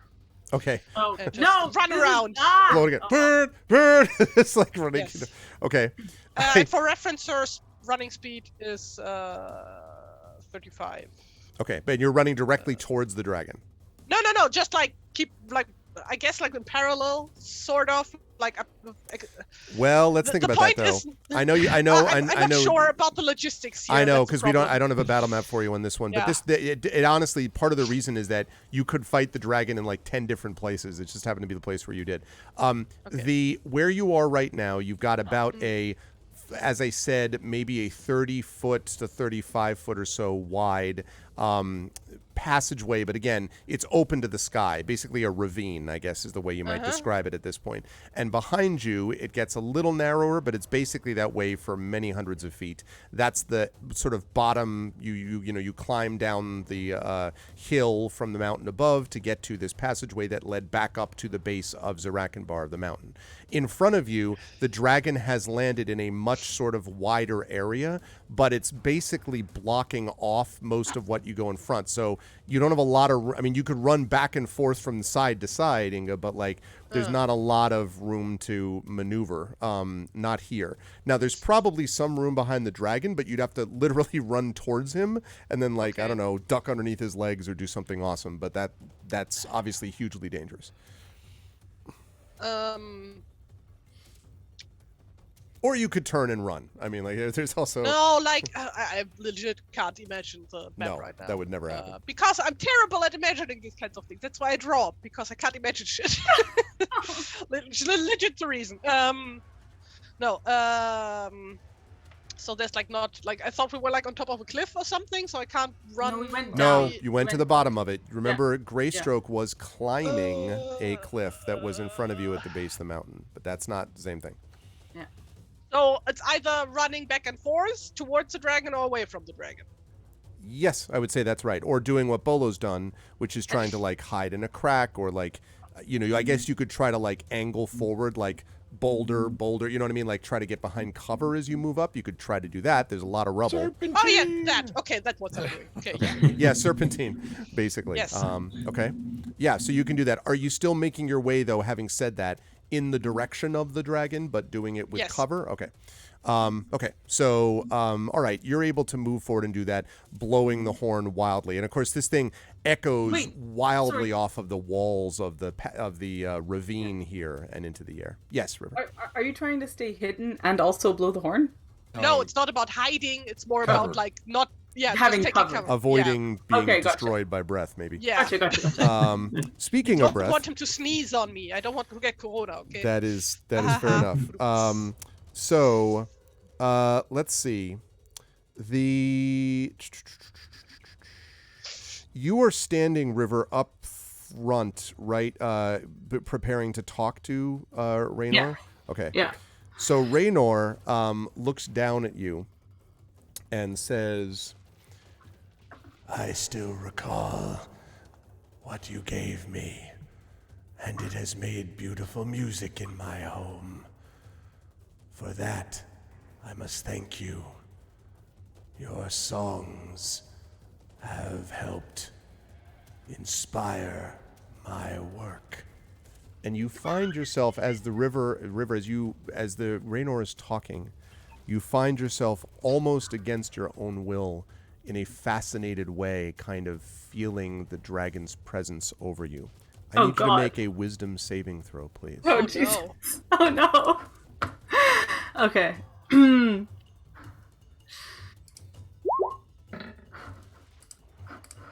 Oh, that was that. Ouch. That was a 6! Oh, boy! As he speaks to you, you hear his voice telling you of the quality of your music, the ability that you have to bring people together, to help those, to do other things, and how wrong it is just to why fight? Why are we doing this? Why would you bother to fight? Why would you fight against this creature? Why would you do anything other than simply imagine the music being played? And as he does this, you find yourself almost lowering your axes to the ground and sort of standing there. Well, now you will be able to make a saving throw against this effect, so you know, but you are mesmerized at the moment. So one quick thing: she had not raised her axes. But I mean, the point. Literally, she takes them out of her belt at his command and lowers them to the ground. Oh, I see. Yeah. Okay. Cool. I was gonna say that she's like standing there, not in an attacky way, but fair enough. And, yeah. No. I know you weren't like attacking. She's absolutely mesmerized. Yep. Exactly. Can she still speak? Not yet. Okay. And the answer to that is yes. You're not frozen or paralyzed. You are charmed by this thing, which means that Raynor is your friend. That's all. But what Raynor chooses to make you do, like if Raynor says something like, now, slit your own throat, you won't do that. Yeah. And in fact, doing that is likely to sort of break this effect. But if Raynor just says, why are we fighting? Honestly, River, you probably would prefer that we not have to fight everything. And absolutely. This is great because it is actually it totally makes sense, in particular because her goal initially was not to fight. Mm-hmm. So but can she still take an action on her turn? We will talk about that. The answer to that is yes, but it will be somewhat limited. And again, I want to highlight for those people watching in chat, I do not take away agency from players lightly, and there will be saving throws for this effect. But the reason this is happening, if you know anything about dragon lore, is that they are very capable of doing exactly what's being done here, and the river was very clearly targeted for this specifically. Mm-hmm. So having said that, the dragon literally moves forward, and Bolo, this is going to involve you in a minute. Because of what you said your held action was. So Raynor basically comes towards you, and as he does so, he takes his claw, River, and just sort of, with incredible gentleness, just moves you to the side a little bit. And then looks out, and you hear this angry growl of, "You, wake from it. You must fight against it." And it's Utkash who's shouting at your shoulder. And the dragon now is going to attempt to use his other claw to rend one of you. Now, Bolo, he's now close enough that you could probably try to leap out and do a attack on him if you wish. I know you said you had a sneak attack thing that you were holding on to. Yeah. And you can do that if you wish. Now, the minute you jump out, or the minute you make this attack, you will no longer be oh, I didn't even see you there type of thing. Yeah. But you do have this moment because he probably doesn't understand what he's smelling because you weren't with them the first time. That's true. And so, yeah. Okay. And who is... So the order of operations is Bolo gets to go first. Bolo is going to get to react because he has a held action. And the dragon then is going to keep going with his turn because we're in the middle of his turn. But this is just Bolo doing this. River, So you will his- have a his chance to turn make a is saving throw on your turn. He comes I before you. see. Yes. Yeah. I see. Okay. All right. And who is he going towards? The rend, it looks like, is going to be against, I believe, Tawny, because basically he's the one on the ground that he can attack. no Tawny's honor also- in being a dragon. Tawny's also the furthest one back. Yeah, So but that's true. But the only other ones have basically been dodging back and forth. I thought about the possibility of him targeting Inga. He doesn't even know that Bolo's there. He's not going to attack River. He's ignoring Utgash for the moment. He doesn't see Bolo. So to me, I was like, well, that leaves Tawny. it makes perfect He sense. could attack Stone, but I think he also pushes Stone off to the side too. So Because that would piss River off. yeah, no, I imagine he doesn't attack them clearly. Quick, Inga, because I wanna Does the horn blowing give like the hiding people an advantage or anything? No, Maybe? but Bolo will get a sneak attack here because he has no idea that Bolo's there, regardless of the horn. All right. Okay. Two just observational questions. Does Bolo see that River is like charmed, mesmerized? Is it obvious? I would say yes, because what everybody sees is River standing. You knew that River was going to maybe riddle or talk or flatter or something. And then you heard Raynor's words. And then you saw River, again, you can't see her face, but pull out her axes, lower them to the ground, and just sort of stand there. And when Raynor gently pushes her to the side of the passageway there, she has this sort of semi-blissed out, like, calm expression. He touched me. Senpai noticed me. Yeah. Oh my god! Slander! The slander! No. I will not stand for this. I'm joking. No, she does not do that. But the blissed out thing, I want to be He clear, does River. look You're not blissed out, though. tranced. It's just a sense of like he seems friendly, and and I do want to. I'm so sorry to keep talking. I promise I'll let Bola go in a minute. I just because I want to make this clear because it will be important for the rest of the fight. River, your sense of this is not he's taken over my mind. It's that what he's saying seems so eminently logical. Like, why would I fight him? It's true. He liked my music, and also I didn't really want to fight anyway. Like, it all is kind of somewhat. We did mixed make a in your deal mind. back then. We did make a deal. Yeah, exactly. Like, it's none of it is like, what? That's not right. So anyway, I just wanted to mention that. Bolo, tell me what you're going to do for your attack. All He right, seems and to then not see you. last observational question. Sure.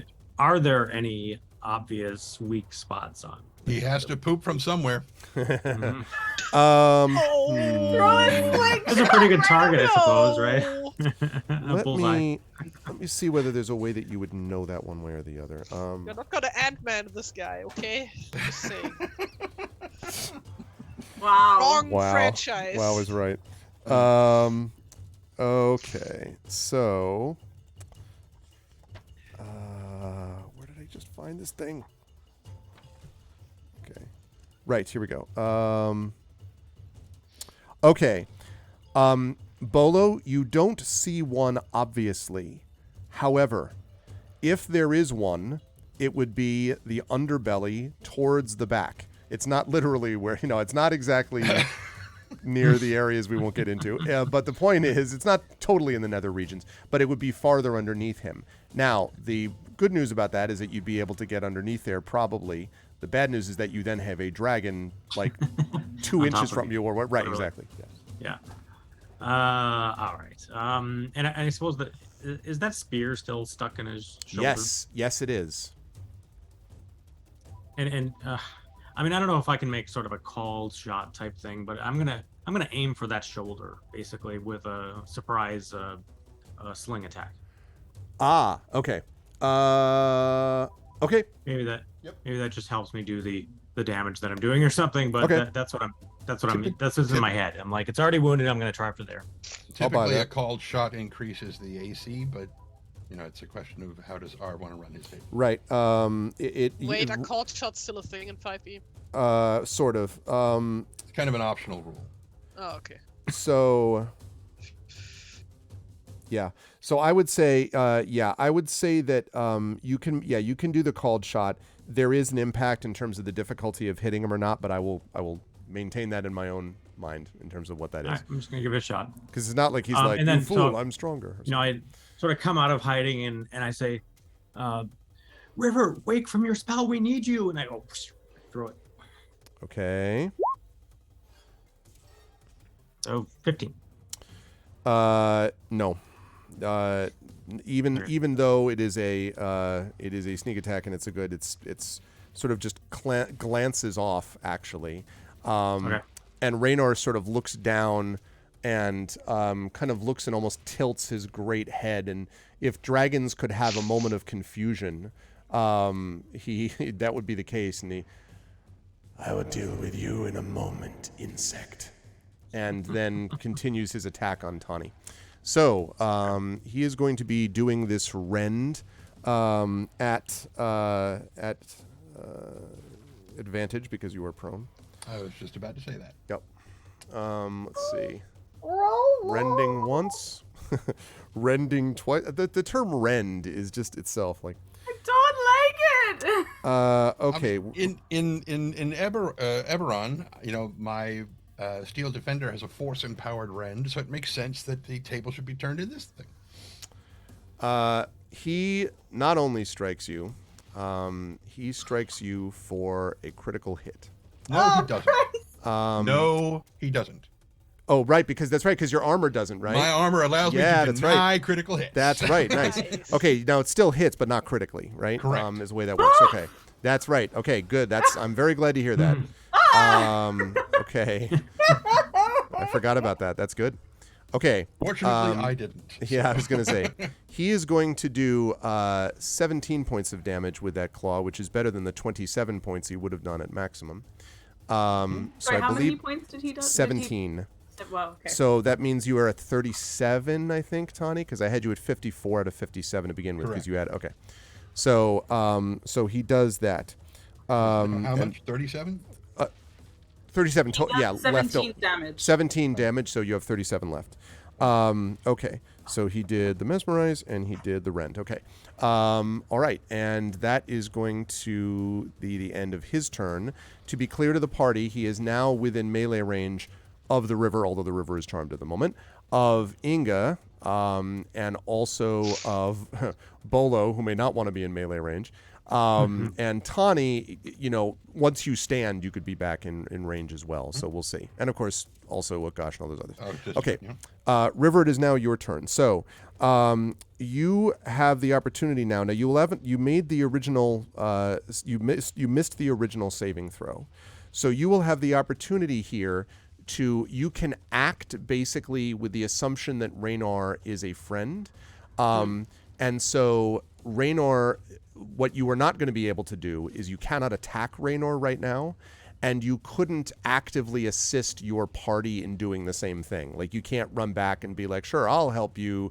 I'll play a song of whatever to do whatever. Like, you're not going to want to do that. That said, you can act within those constraints. You can't do anything to help aid an attack against Raynor. You can try to convince your friends not to attack him if you want, or something, Well, but So here's my conundrum. Sure. All right. The action I was going to take before the mesmerizing, or before Right. the charm, right, Right. was distraction, which is an action that I have from level 6, which is At 6th level, you can use your sharp wit and knowledge of the terrain to distract, confuse, and otherwise sap the confidence and competence of others. When a creature that you can see within 60 feet of you makes an attack roll, an ability check, or a damage roll, you can use your reaction to expend one of your uses of Warden's Gift, rolling a gift die and subtracting the number rolled from the creature's roll. You can choose to use this feature after the creature makes its roll, but before the lore master determines whether the attack roll or ability check succeeds Right. or You fails. won't be able to do that. That's So, going to be but- a direct distraction against him. But go ahead. But so I mean, this is supposed to be something that you can do as a reaction roll to Sure. an I would attack. believe that. Mm-hmm. So I guess like my question is, I hadn't read that far. That was always my intention, but I don't know how this interacts with charm. Like, her intention was to get his attention, to distract him, to hold his attention while her friends were doing this. That isn't really at odds with what he said to her, one way Right. or another, Right. right? So I'm just wondering if, like, since her intention was to distract him specifically with her words, is there a way in which if that succeed, like, I mean, if she does this and I roll a die, does that, or is charm an automatic action? I don't even know. Yeah, see, here's the thing. The problem is that your intention is no longer the intention you had. Your intention was to distract him so that your party can do better. Now your intention would be, let's have a chat, right? It's not actually to do what's necessary for a distraction to work. In fact, you probably would feel more likely to feel not so great that your party is fighting him because you wish that everyone wouldn't fight each other, basically. So it doesn't mean that you've become enemies of your party. It means that this is another friend of yours now. And it's kind of annoying that your friends are fighting each other. So a distraction, I would rule, is not in the line. That's not in line with what a charm would technically do. A further question. If she shakes off the spell, if she does a saving throw now and shakes it off, can she continue to pretend that she hasn't and continue to speak to him? Yes. From that yes, she can. Yes. Okay. Absolutely. Cool. If you shake it off, you can continue to pretend that situation. Yes, because it's not like you're entranced or that you've lost your awareness. Yes. Right. That is the case. What was the time was? So with that said, it's not going to be a super fascinating turn for you because it mostly involves you being there. Yes. What's up, Inga? My turn? I'm sorry? My turn? You have not... Wait a second. Wait, well, it was Bolo's turn, right? Yeah. Did you... Yeah, no, you went already, Inga. You did the whole blowing the horn, dodging back and forth from passage to passage. I thought we were like already No. You scared me for a minute. I'm like, wait, I didn't miss it, did I? No, we're not there. No. Bolo held his action. So the round will go a lot faster now that we know what we're all doing, by the way. Okay. So go ahead. So River, so not very exciting, but you now get a chance to make this. I am going to warn you, though, it's going to be a difficult save because of the situation. To that point. Yes. May I make an argument for making it easier for her? Maybe. Given the logic you just applied to her being charmed and not wanting to fight anymore, the first thing she sees him do is immediately attack one of her friends who was down. Yeah. So maybe it's not the kind of thing, unless it's directly against her specifically, the charm isn't necessarily impacted by that. However, it might mean that if, for example, she shook it off and he tried to charm again, it might make it more difficult because of that. That's possible. But at the moment, it's not going to have that same effect. I would say, though, for example, and I mentioned, if Raynor ordered her attack Bolo, that would be 100% non-starter. Right. So go ahead, River.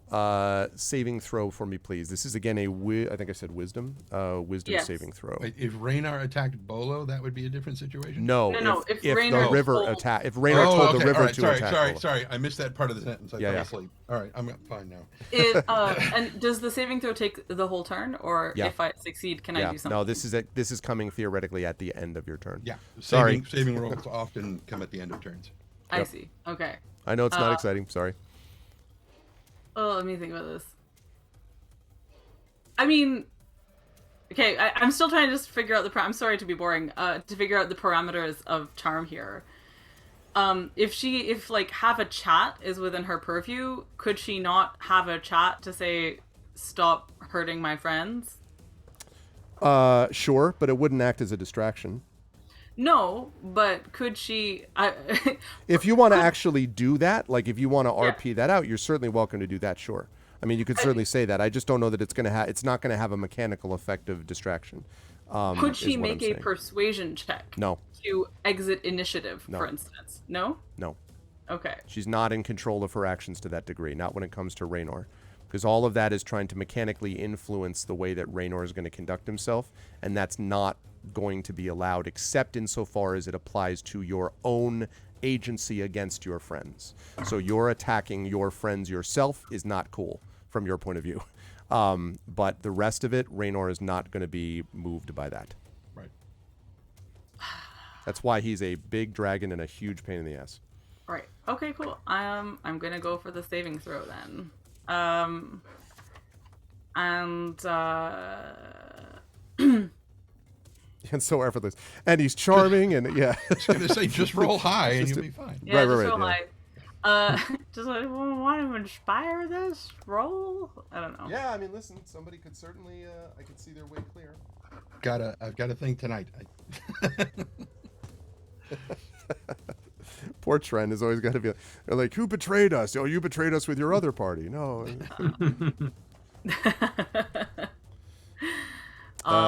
Sounds like that's an... So no on an inspiration? Okay, here we go. Just gonna do it sheer force of whatever willpower she has. So River is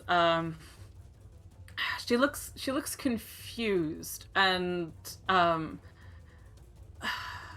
everything feels like it's sort of she's looking at it through a veil. This is the things that Raynor said have actually moved her. She was actually thinking about what happened to that harp when she saw the rubble. She was actually thinking about how they had spoken and it was the most, astonishing and defining moment of her life up until that point, and how incredible that was, and how reluctant she had been to believe that Raynor was in fact the dragon that they were fighting. She was absolutely primed to have almost precisely this conversation with him, and he got there first. And there isn't that confusion because there's relief, but the relief isn't quite right. Something is wrong, and within all of that, she is... I love how much you're trying to will this roll into being. Come on!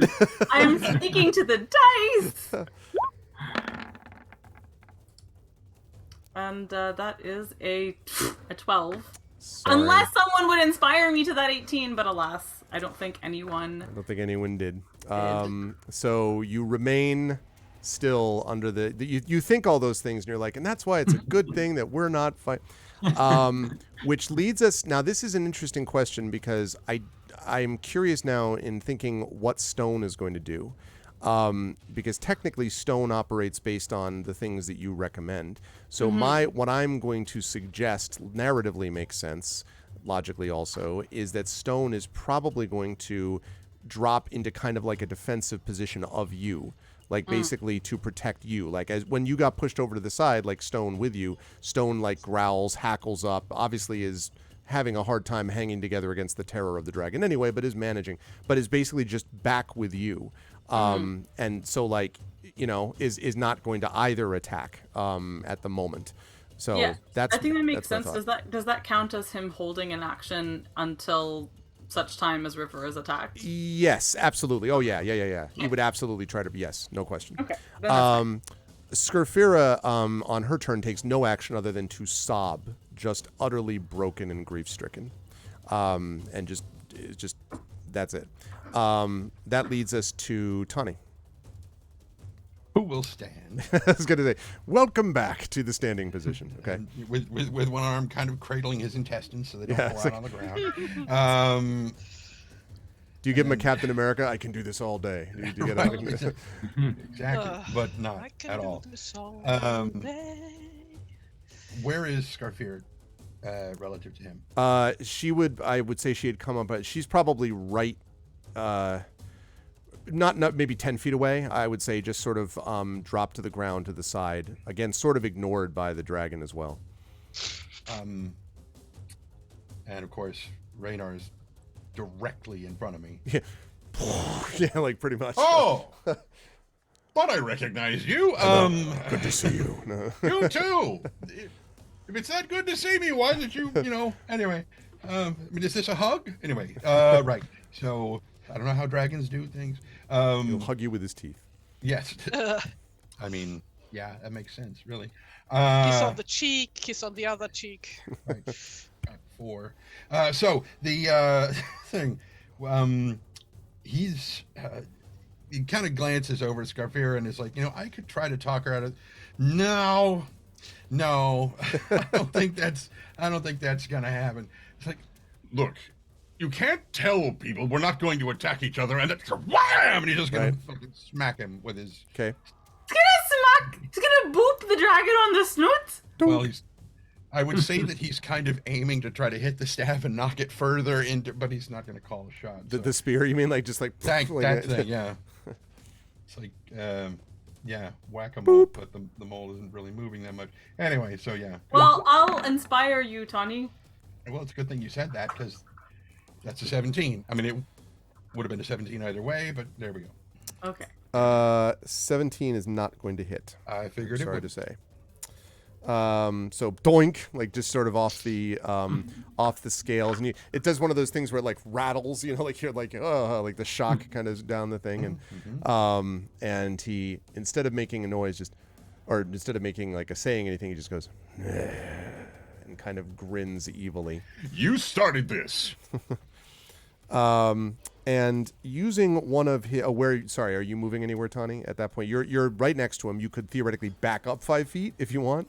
Your table rule is that standing uses all my movement. True, that's right. That's your whole move action. That's right. Thank you. I would have realized that after the fact. That gives me inspiration for reminding me of your own rules. Yeah, that's fair enough. As a legendary Okay, action, fine. he is going to make a rend attack on you because he has legendary actions that happen on other people's turns. But he's not at advantage this time because I'm standing. That's true. Quite true. And look at that. And he maybe 13. Is not a critical. That does that even? No. I was thinking this is a critical miss. I wanted to make sure that forget how to count. I wanted to see where. the No, critical miss. Like a 13 doesn't hit you, I assume, right? No, it doesn't. Okay, so he sort of like swings as you. Maybe he's so like he's like, what? He just sort of like throws at you, and you're like dodge underneath. Matrix underneath just to him. be clear here, does this mean that like a critical miss is still a 13 for the dragon? I mean, maybe. But a natural one is still a natural one. Yeah, absolutely. I mean, and it was just on that one attack. And as you stand and you all sort of look at this force just over you, you hear this, and leaping off the wall, you see Ukgash, who has literally sort of almost sprung off the ground and wall, and has leaped up as the dragon has just attempted to bite you, Tawny. Its head is lower and its body is lower, and Ukgash holds onto the spear and is just, and the dragon roars, and Ukgash is like, in fact, he's going to make a throw to see if he actually, does he stay on the body of the... Hell yeah, he does. He stays on the damn dragon, holding onto the spear. As this thing is being held on, but clearly he has further damaged Raynor through this spear that is thrust into his side. And as we prepare to move to the top of the round, with the river gazing up, with Stone attempting to protect her, Scarfira sobbing, Bolo looking at the longingly at his slingshot that was on the side. Inga prepared, getting ready to blowing her horn wildly, moving back and forth, and Tawny looking at his staff, which is just bounced off the nose, while Ukgash is holding on for dear life onto the spear. We are going to bring this session to a close. And in case anyone's curious, what's going to happen on Tuesday, Arv? I think it may involve an end boss fight with Raynor. I'm just guessing that may be what happens. So the party is going to have a few days to talk amongst themselves about how they want to address this fight. But I am very, very excited for it. I cannot wait. So I am going to start, as I usually do. I'm going to have to wait. I'm going to start as usual at the bottom of the column, so to speak, with the river. And again, Amal, I said sorry multiple times because I don't want to run a character for another player. I hate doing that. I don't want to take away agency. However, this is, I think, an exception in the sense that it is very on brand with what a dragon does. And again, I want to emphasize, clearly was targeting you. So and dragons are cunning and smart and all these things. They're really powerful. Next time you hear anyone being like, dragons are not that big a deal, please tell them to just watch some of this session. Okay, dragons are... Who has ever said that? I've heard people who just kind of I think it's the Skyrim effect. Like when you first see them, you're like, wow. And then at about the middle of the game, you're like, oh God, a dragon, smash. Skyrim has some scaling problems. And I don't mean dragon scaling. I don't mean dragon scaling. Indeed. Sick burn. But anyway, but it, Sure. but no, when you it was. say that, oh gosh, it's like. But what I also am curious to see, Amal, because I know you obviously are a big fan of the role play with this too. I'm going to be curious to see how the river processes this when and if you're able to shake it off, because you'll be able to make the saving throw again. Because it is true, you don't have to reveal that you've shaken it off when it happens. And I'm just curious about what the impact's going to be long term on the river. So regardless, I am very excited to see that. How did you feel about today's session, other than being frustrated to being charmed, which I understand? And where will the fine folks see you next? Yeah, it's an interesting thing because the frustrating thing is that narratively I love this. Mechanically, I'm annoyed with it, just specifically because the mechanics don't the mechanics are not they don't feel sophisticated enough for the things that would be cooler about this situation, essentially. Mm-hmm. So that's the thing that's I actually love that this happened. I think this is a really, really cool thing to have happen. The frustrating thing is that I don't feel like I can maximize the coolness or interact with the coolness of it happening with the mechanics as they are, specifically because they have precluded the if this were a scene written by Tolkien, right? This is, which I have read, this is absolutely the mesmerizing of what's her Nienor by what's his name, Glaucus or something. But anyway, in the Nirnaeth Arnodiad, there is a moment where there is this duel of wills, essentially, between the dragon and Bork. That's Stone being like, yo. I don't know if that is because it might be because my husband has arrived, or it might be because there's a snowplow. So forgive me for this loudness. I will stop what I was saying. So easy to confuse those two. Yeah. Yeah. Anyway, so all I'm trying to say is in that situation, there is a duel of will. They're able to speak to each other. There is this whole thing. Yeah. And through that, she becomes enchanted and stuff. And I wish this were more like that mechanically. I wish it were actually a kind of contested thing, and stuff. And I understand dragons have legendary status, and that's I have zero problem with the charming being the result. I just wish there were a way to interact with it that wasn't either shrugging it off or being enthralled to it. Do you know what I mean? I do. There was more. I hear you. I think. And this has nothing to do with what you have done. No, I get it. I get it. Mechanics of the no, game. I get it. I do think that I will say. I just want to reiterate though that I do think that when this is not going to help at the moment, but when you shake it off, your ability to work within those parameters will be helpful to you. In other words, there's nothing that says you're what roar, that. It's not how it works. You can absolutely maintain it. And I always thought that the whole charming thing had that big issue, which is what happens when you're not charmed anymore. So sorry, just 1 second. It's okay. It's the dragon telling you. Just a second. Sorry. This is clearly Stu's. Hold on a sec. Oh. All right. Sorry. Pause. I'm gonna go deal with this dog. I'll come back to me later. All right. Okay, that's fine. That's fine. No problem. I will move right on the column. Although I think, did I lose Tari? No, okay, no, you didn't lose Tari. I'm sorry, Tari. Poor Tari with the cold and everything else. I just have to occasionally dip out of screen to blow my nose. Yeah, no, I totally get it. I went through so many tissues. Oh God, that's whenever I have a cold, it's like boxes. I hear you. So as far as Inga was concerned, obviously I think it's going to be interesting to me to see how Inga handles this is a dwarven watchtower that was destroyed, and now you're dealing with this beast, and you've already seen the dragon, as has Tani in the river. So I'm curious. I'm going to be curious to see it. That war horn was a very good idea. And clearly helped, I think, get the dragon at the least out where you wanted it. The last thing you wanted was for the dragon to be first I'm going to eat Greystroke whole, then I'm going to go back in my cave and let you seek me out. That's going to suck, right? Yes. And so this clearly had that effect. Now, whether the echoing effect of this war horn echoing across the valley is going to bring anyone else of interest, that's another thing we'll talk about. But, I'm sure it's fine and no one ever heard anything. But anyway, so I'm going to be curious to see how Inga feels about this as the fight continues. How did you feel about today's session, and where will the folks find you next? And then I'll come back to the river to finish up to Amal to figure out what she was doing. I mean, like, basically, like, the whole idea with, like, the warhorn was, like, more or less, like, hey, we only have one more session after this to wrap this up. Maybe let's, like... Now's the time. Let's go. Yeah. It's time to use all the Phoenix Downs. Let's work. Right. Let's go. Like, yeah, basically, it's like, we can't, like, really do, like, a whole elaborate plan of, like, sneaking up on this guy and, like, I don't know, rally the orcs against him, whatever. So how about just like, now or never, basically. Mm-hmm.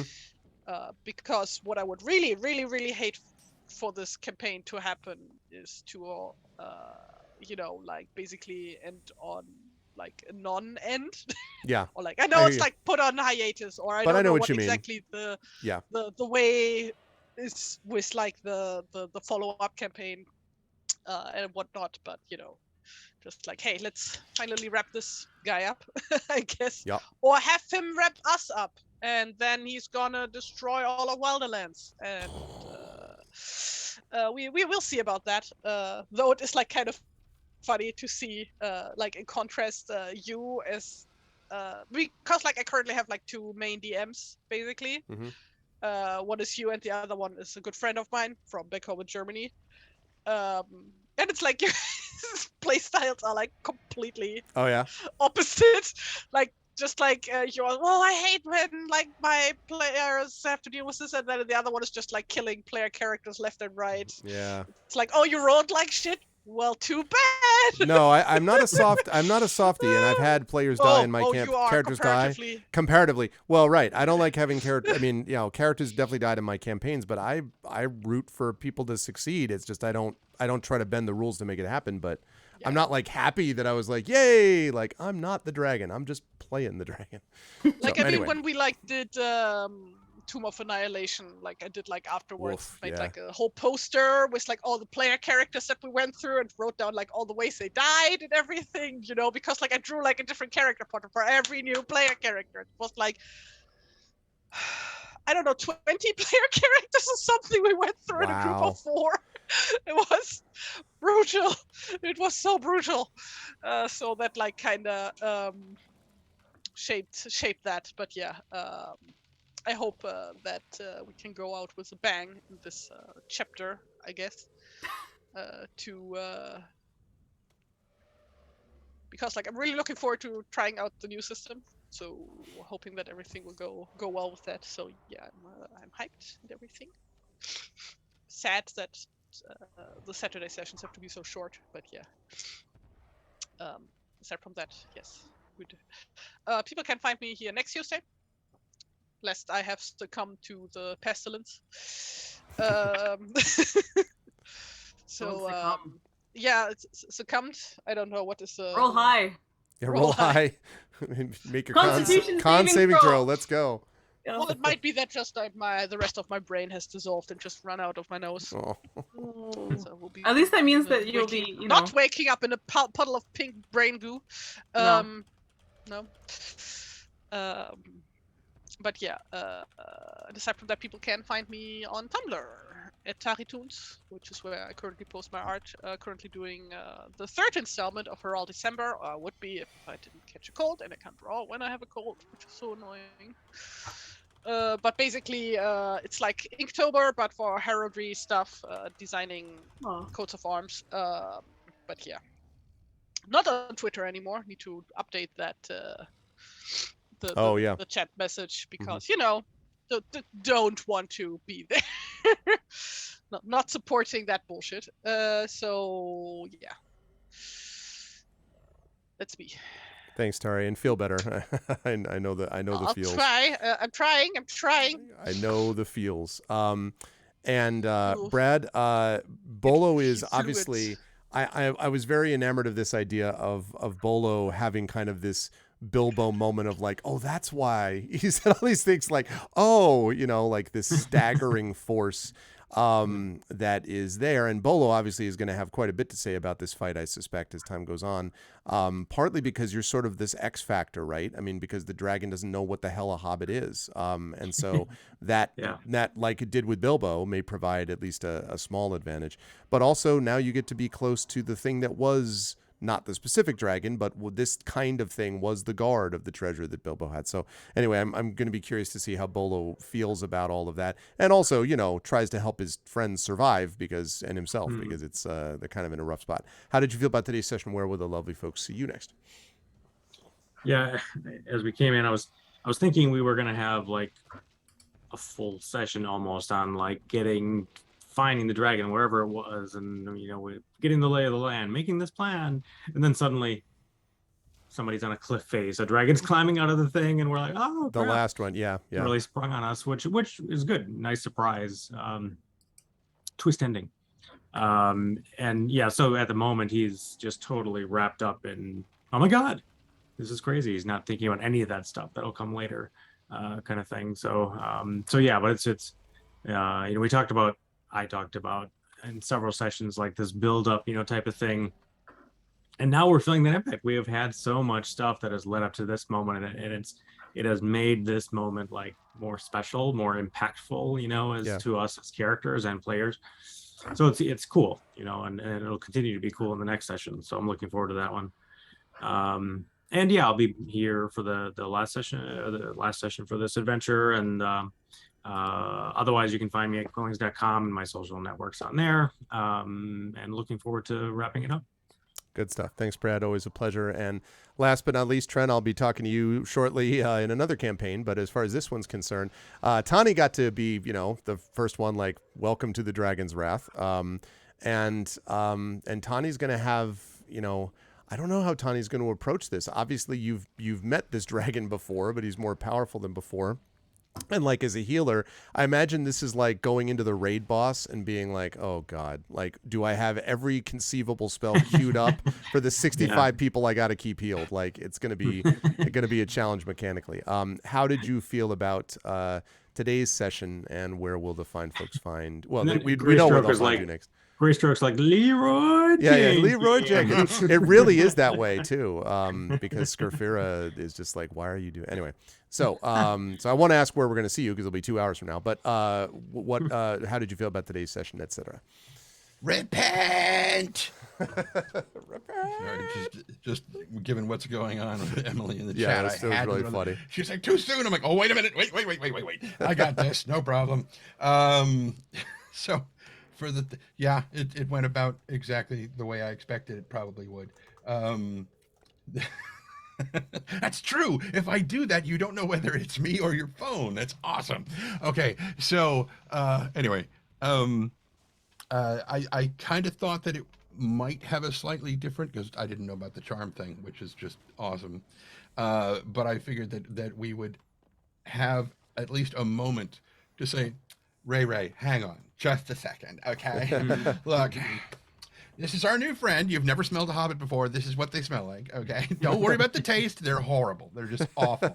Yeah, we've all been nibbling on Bolo. Yeah, it's just not filling. He used to be a full-sized human. That's why he's so small. We just took little bites out of him. And he just... oh, no. But, I was delighted that perhaps it's after the fact. We've got, our plan, if we had to fight him, was to distract him. And, so Tawny finally stands up and tries to knock this thing, and it just bounces off. But it acts as the perfect distraction so that Utkarsh can just, lean in. I'm like, precisely my plan. Kind of thing. And I'll take it. That's fine. That's cool. I'm glad I remembered that I'm immune to criticals, because otherwise. Oh boy, yeah. I was like, damn. I was like, well, this is nice out of the gate. And you're like, I don't. I'm like, oh, good, because that would have been bad. And the other fact, I'll remind you of this too, because it's gonna come up, I'm sure. The other thing about the mountain's hide, which is Tawny's Right, armor, right. is that where is it? If an enemy hits you with less than 4 advantage over my AC, I can basically say no. Right. Okay. So That's okay. Gotcha. so if he hits 16, 17, or 18, I can say no, you don't Right. hit me. Right. So yeah, effectively, yeah. No, that Mountainside is good. That critical hit thing was nice. Yeah. Huzzah! Yeah. Fortunately, the immune to criticals is separate from the hit denial, but I can only do the hit denial once. Right. And at that point, where will people see me next? Here in a couple of hours. Yep. That's right. That's an easy one. And since it's a nice short time span, I don't have time to take a nap. So, and I'm going to be chatting with you players very briefly after the stream anyway. That's true. Right. But so I, in the interest of that, because I know they need to head off to their stuff, and I need to get prepped for the next session. I will say, chat, we are going to be back. Remember on Tuesday for our noon to 3:15, no later than that, hopefully p.m. Eastern, and that will be the wrap up for Sleeping Dragons Lie, one way or the other. That will be the wrap of this section. Yes, Trent. Yes. I was gonna say the whole thing with the charm and River's perspective was, it's very much like an episode of Firefly where they meet up with Monty, one of the other captains that has another ship, and turns out that Saffron / Bridget / Yolanda is there, and the Mal and Saffron are just fighting back and forth, and Monty's just like, "Oh, come on, Mal, Bridget." And that's basically the situation she's in. Yep. Until she grabs them both and pulls them apart. You know, Yep. it's like, yeah. So sorry. No, that's okay. It's fine. But this is a lot of fun. I am excited to see how this last dragon battle continues, and how they will do what they can do against the dragon, and see what happens with Utgash, who is determined to, who's now apparently doing the riding the bull, apparently, you know, as best as possible. 6 more seconds. I could do it. So, chat, can we get some love for our players? I am actually, in this case, going to just mute them. I'm not going to close the Zoom call because I'm going to be right back chatting with you folks. But can we get some love for our players, chat? And thank you so much to Tren, to Tari, to Brad, and to Amal. And players, I'll be right back to talk to you momentarily. Bye-bye. Okay, and with that said, let me slide over to here. There we go. Okay, so they are now on the other screen, but none of you can see them because I'm here talking to you. So this was a lovely session. I had a really good time, but it is not over. The party is not over yet, because at 7:30 I'm going to be back with the conclusion of season 2. We're wrapping a lot of stuff up actually at the end of the year, now that I think of it. So season 2 of Eberron, Oracle of War, is going to be coming at you, and it's actually also going to be dealing with a major combat against Arulin Karnak. So that's going to be a major one that they're going to be dealing with as well. So that's happening. That's going to be happening in just a little bit. Again, 2 hours from now. If you liked what you saw and heard, my wonderful child has come with what I think is food. Thank you so much, my love. If you liked what you saw and heard today, I hope you'll follow the channel. Check out the YouTube, !ArvTube, Discord, !ArvCord, Twitter, !ArvTweets, website, arvanelleron.com. On the Ghost of Saltmarsh, day after Saber Day, Boxer Day, Dark Saber 2K's birthday. Right. Yes, and I'll probably need a reminder about that when we get there, but yes, I will absolutely do that. That'll be happening at our Ghost of Saltmarsh session, which will be in a couple of weeks. Again, thank you to those of you who have supported us on the shop, !Arv shop, the Patreon, !Arv Treon. Again, thank you for subbing to the channel. If you haven't done so already, please think about doing that. You can get custom sub badges and emotes, and those inspirations to help our players are always welcome as well. Again, publishing, !Icarus for my graphic novel, library, !Library for Tales and Tomes, and of course, !Grayshade for the novel, for pre-ordering Renegade, which is the next book in the series. series, pre-ordering Heretic, which is the next book after that. So that's Renegade is next year, Heretic the year after that. And of course, the tabletop role-playing game by Brandon O'Brien, that'll be next year. And the audiobook by Trent Sparks that you just all saw and you're going to see again. That will be coming as well. That'll be happening soon, so you can get all that stuff there. Last but certainly not least, exclamation point, BLM, Black Lives Matter, important to affirm and assert the significance and importance of Black lives. Exclamation point, help now, the World Health Organization page on suicide prevention. Important to reach out to others when you need help and reach out to others when they need help as well. And exclamation point, Ukraine, Ukraine, to help the people of Ukraine as they fight back against an illegal and illegitimate war. I hope folks will stick around, and I'm going to obviously cut stream now, but I will be back, as I say, in a little less than 2 hours for Eberron, Oracle of War, the conclusion of Season 2. And don't forget, if you love Middle-earth as well, that back on Tuesday to wrap up this arc of the adventure, but then starting in the new year, Shire Adventures, which has been sponsored by Free League now.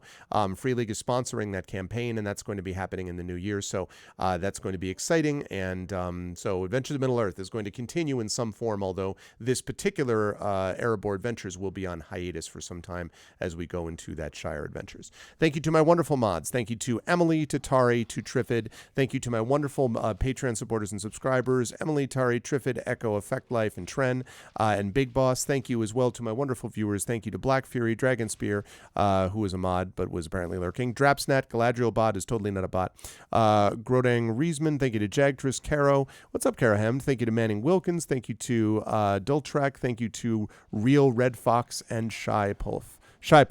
Thank you to everybody for all that. And I will see you lovely folks back here in a couple of hours. Until then, everyone, please be good to each other. Bye for now.